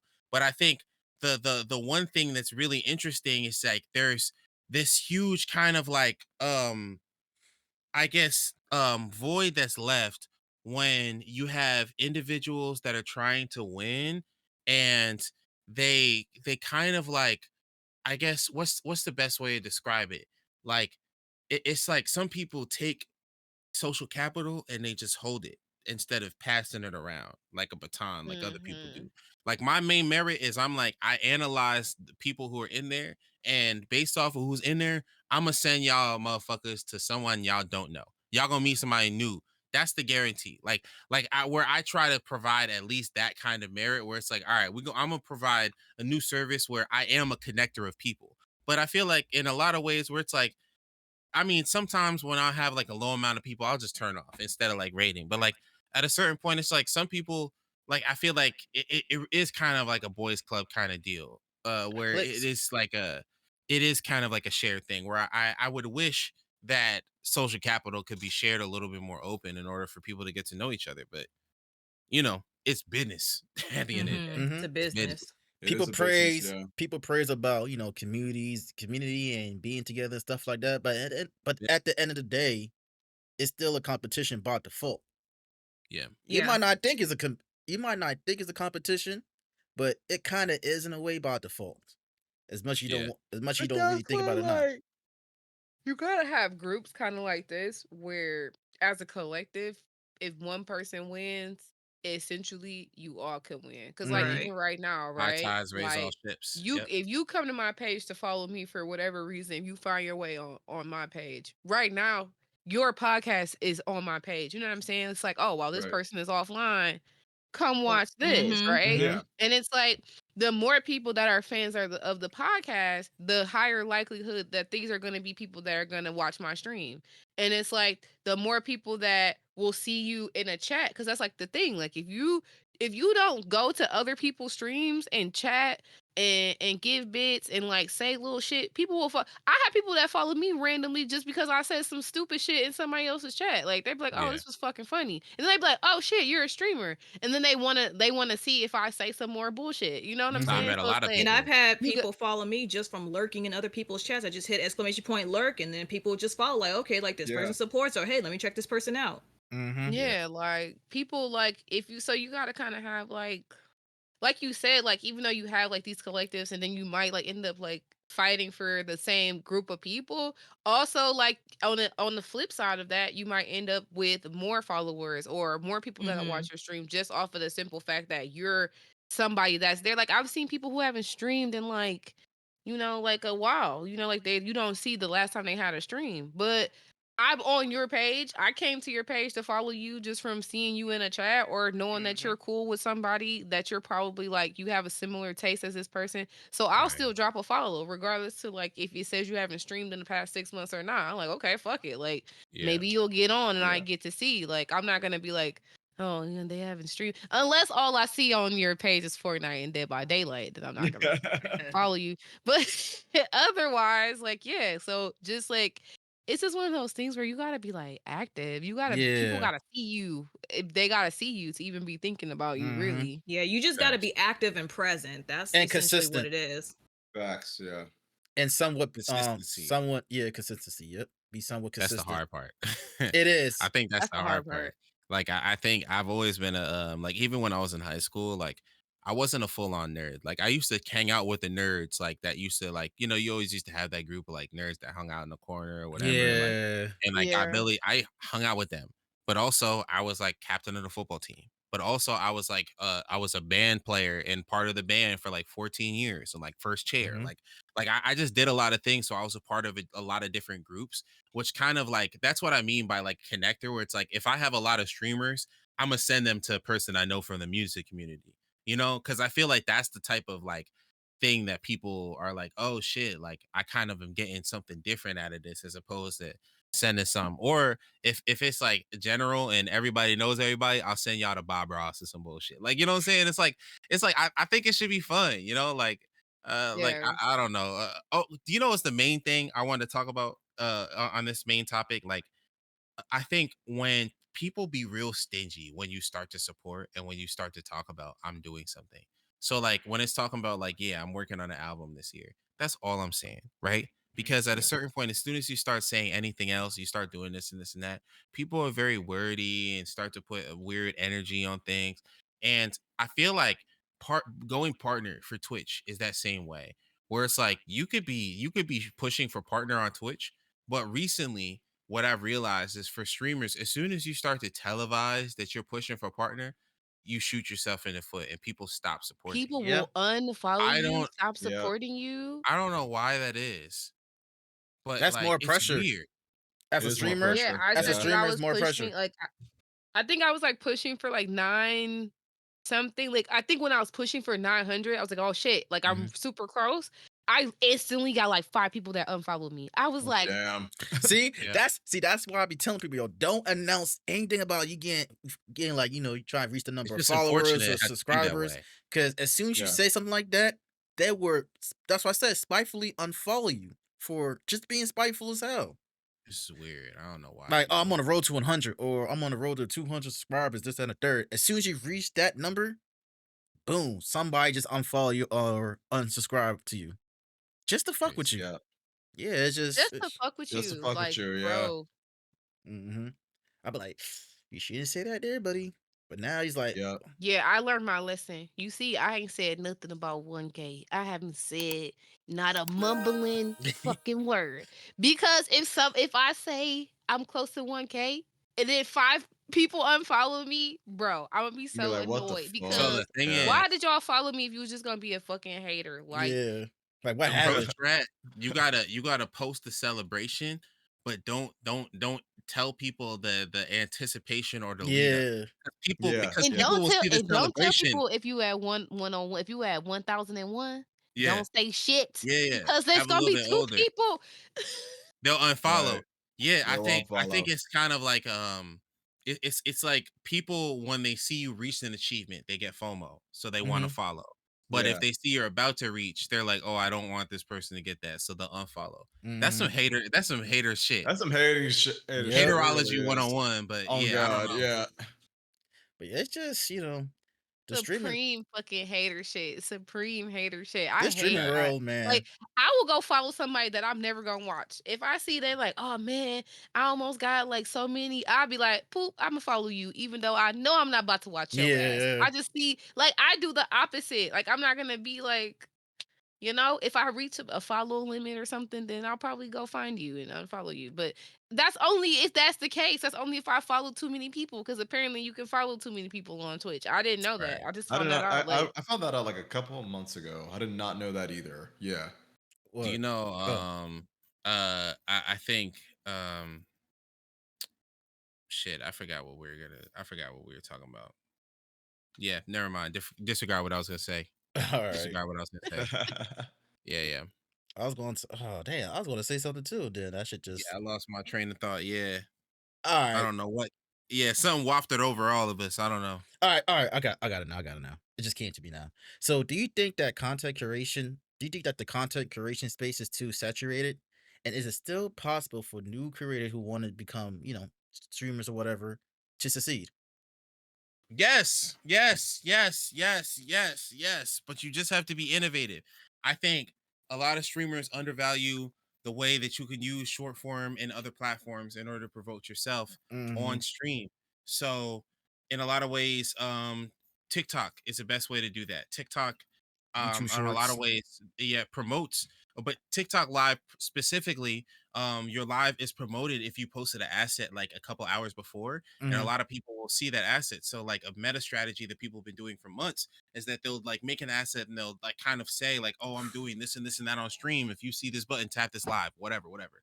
And that works consistently for a lot of people, Mm. especially if you're doing something like for a consistent amount of time.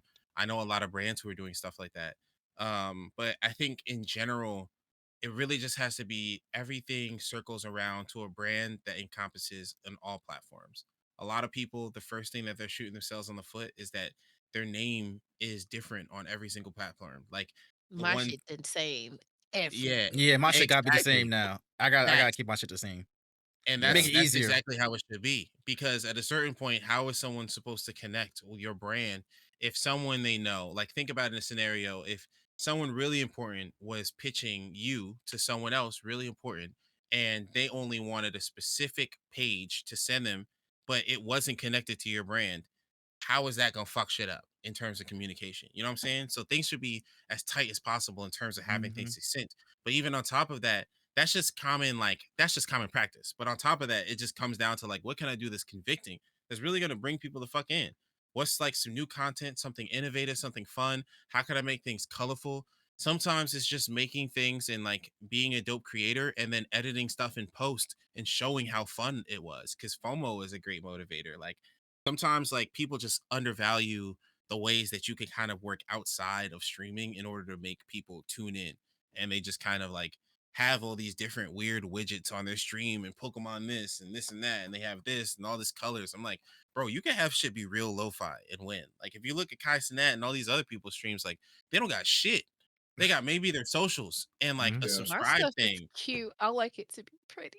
No, and it should be like no, mine is pretty too. Like I have a whole and that's exactly what I was gonna talk about. So like I have a whole 2D VTuber that I made for the exact reason of like sometimes I just don't want to show off my face. So like I was like, you know what? I'm gonna make that a whole center of content. So like I made a whole like background for it. Like I made a whole character. Like I kind of like went all in on it instead of kind of just like being all right, yeah, like we could do this or Mhm. whatever. I have Like, an octopus. Octopus. yeah, let me see if I My could my share. little my peen tuber is an octopus. Mhm. Yeah, so you guys can like see right here. Oh, I So gotta like click I the just thing. have like a yeah, I just like have like a I little like me him. that like, you Okay. know, like he Hey, just this is the talks and first That's like time somebody's dope. ever shared their screen in the pod. Yeah, raps and yeah, like does hip hop. Oh hell yeah, man. Listen, like oh, like you guys are lucky I don't have anything unprepared. I would like share some music and shit like that, but I don't have anything like All I right. want to show. But next time. That's dope. I like that peen tuber. That I was do. Yeah. I feel like more people should have that, and I feel like more people of color should just take over that space, you know? Like, and we Mhm. should really yeah. should I kind be of I be just pulling up that octopus in a second. I be like, here we go. doesn't have to Time be to on cam all the time, you know? pull Yeah. out that little 2D yeah. Need one. octopus. I need one of Yeah. them. I need one. I need I one. be on there Literally. butt ass naked on stream, chilling my PNG tuber. All right. So, Grant, I got one last question for you before we wrap things up. I bet. So, what advice would you give to someone who is trying to get into like the streaming content creation, or in your case, being a music artist? Don't. No, I'm kidding. I'm kidding. No. I'd say at a certain point study your native culture's music. If you don't have a native culture, study whatever culture in the past that you really resonate with, and then study the instrumentalists, All the right. percussionists, the people that actually made the produced the music. And once you have a concept of that, then study the art that was inspired by that, and to really then kind of just like based off of like making a Pinterest board of your own personal style and your own decor that you want from your house, essentially kind of craft a character of who you want to be, and then go full send into making that as one to one in the physical world as possible in manifestation. That's the best advice I give. Like, if you're gonna fucking do it, full send and fucking be somebody. Don't be lame. Don't be like, yeah, I'm just doing this and it's fun. It's a hobby. Fucking do this shit. Like, if you're gonna do that, practice every day. Like, Mm-hmm. be the person instead of like taking it half in, half out. Cause I hate that shit. And people try to own the term like, oh yeah, I'm this, I'm a photographer, I'm a videographer, because I'm a content creator because they made 2 fucking videos in April in 2023. No, you're fucking not. If you're gonna do it, do the fucking thing. That's the advice I would do. Because I think in this day and age, we have a lot of people that are waiting for the next person to give them the big cheat code as to how to win, and then they're gonna go all in. Fucking try. Like, play in the mud and eat shit until you figure it out. How about that? That's my advice. With love. But Yeah. yeah, Dope. Indeed. Yes, Lord. Well, Grant, I appreciate you stopping by on this podcast, man. It was a pleasure having you, and you I came appreciate y'all in having me. and you came in with so much energy, man. Especially during the beginning too, from beginning to Yeah, end. especially. So much energy. Yeah, man. Listen, I know I'm probably gonna be down and out because of this flu season after this, but I'm glad I got to spend some time and energy with y'all. Y'all are super dope, and I'm definitely gonna tune into y'all streams, man. All right, thank Super you, Appreciate excited. man. it. All right, man. Oh Peace. yeah, appreciate it. Y'all ready? Peace. Yo, ITSF Collective for everything. Deuces.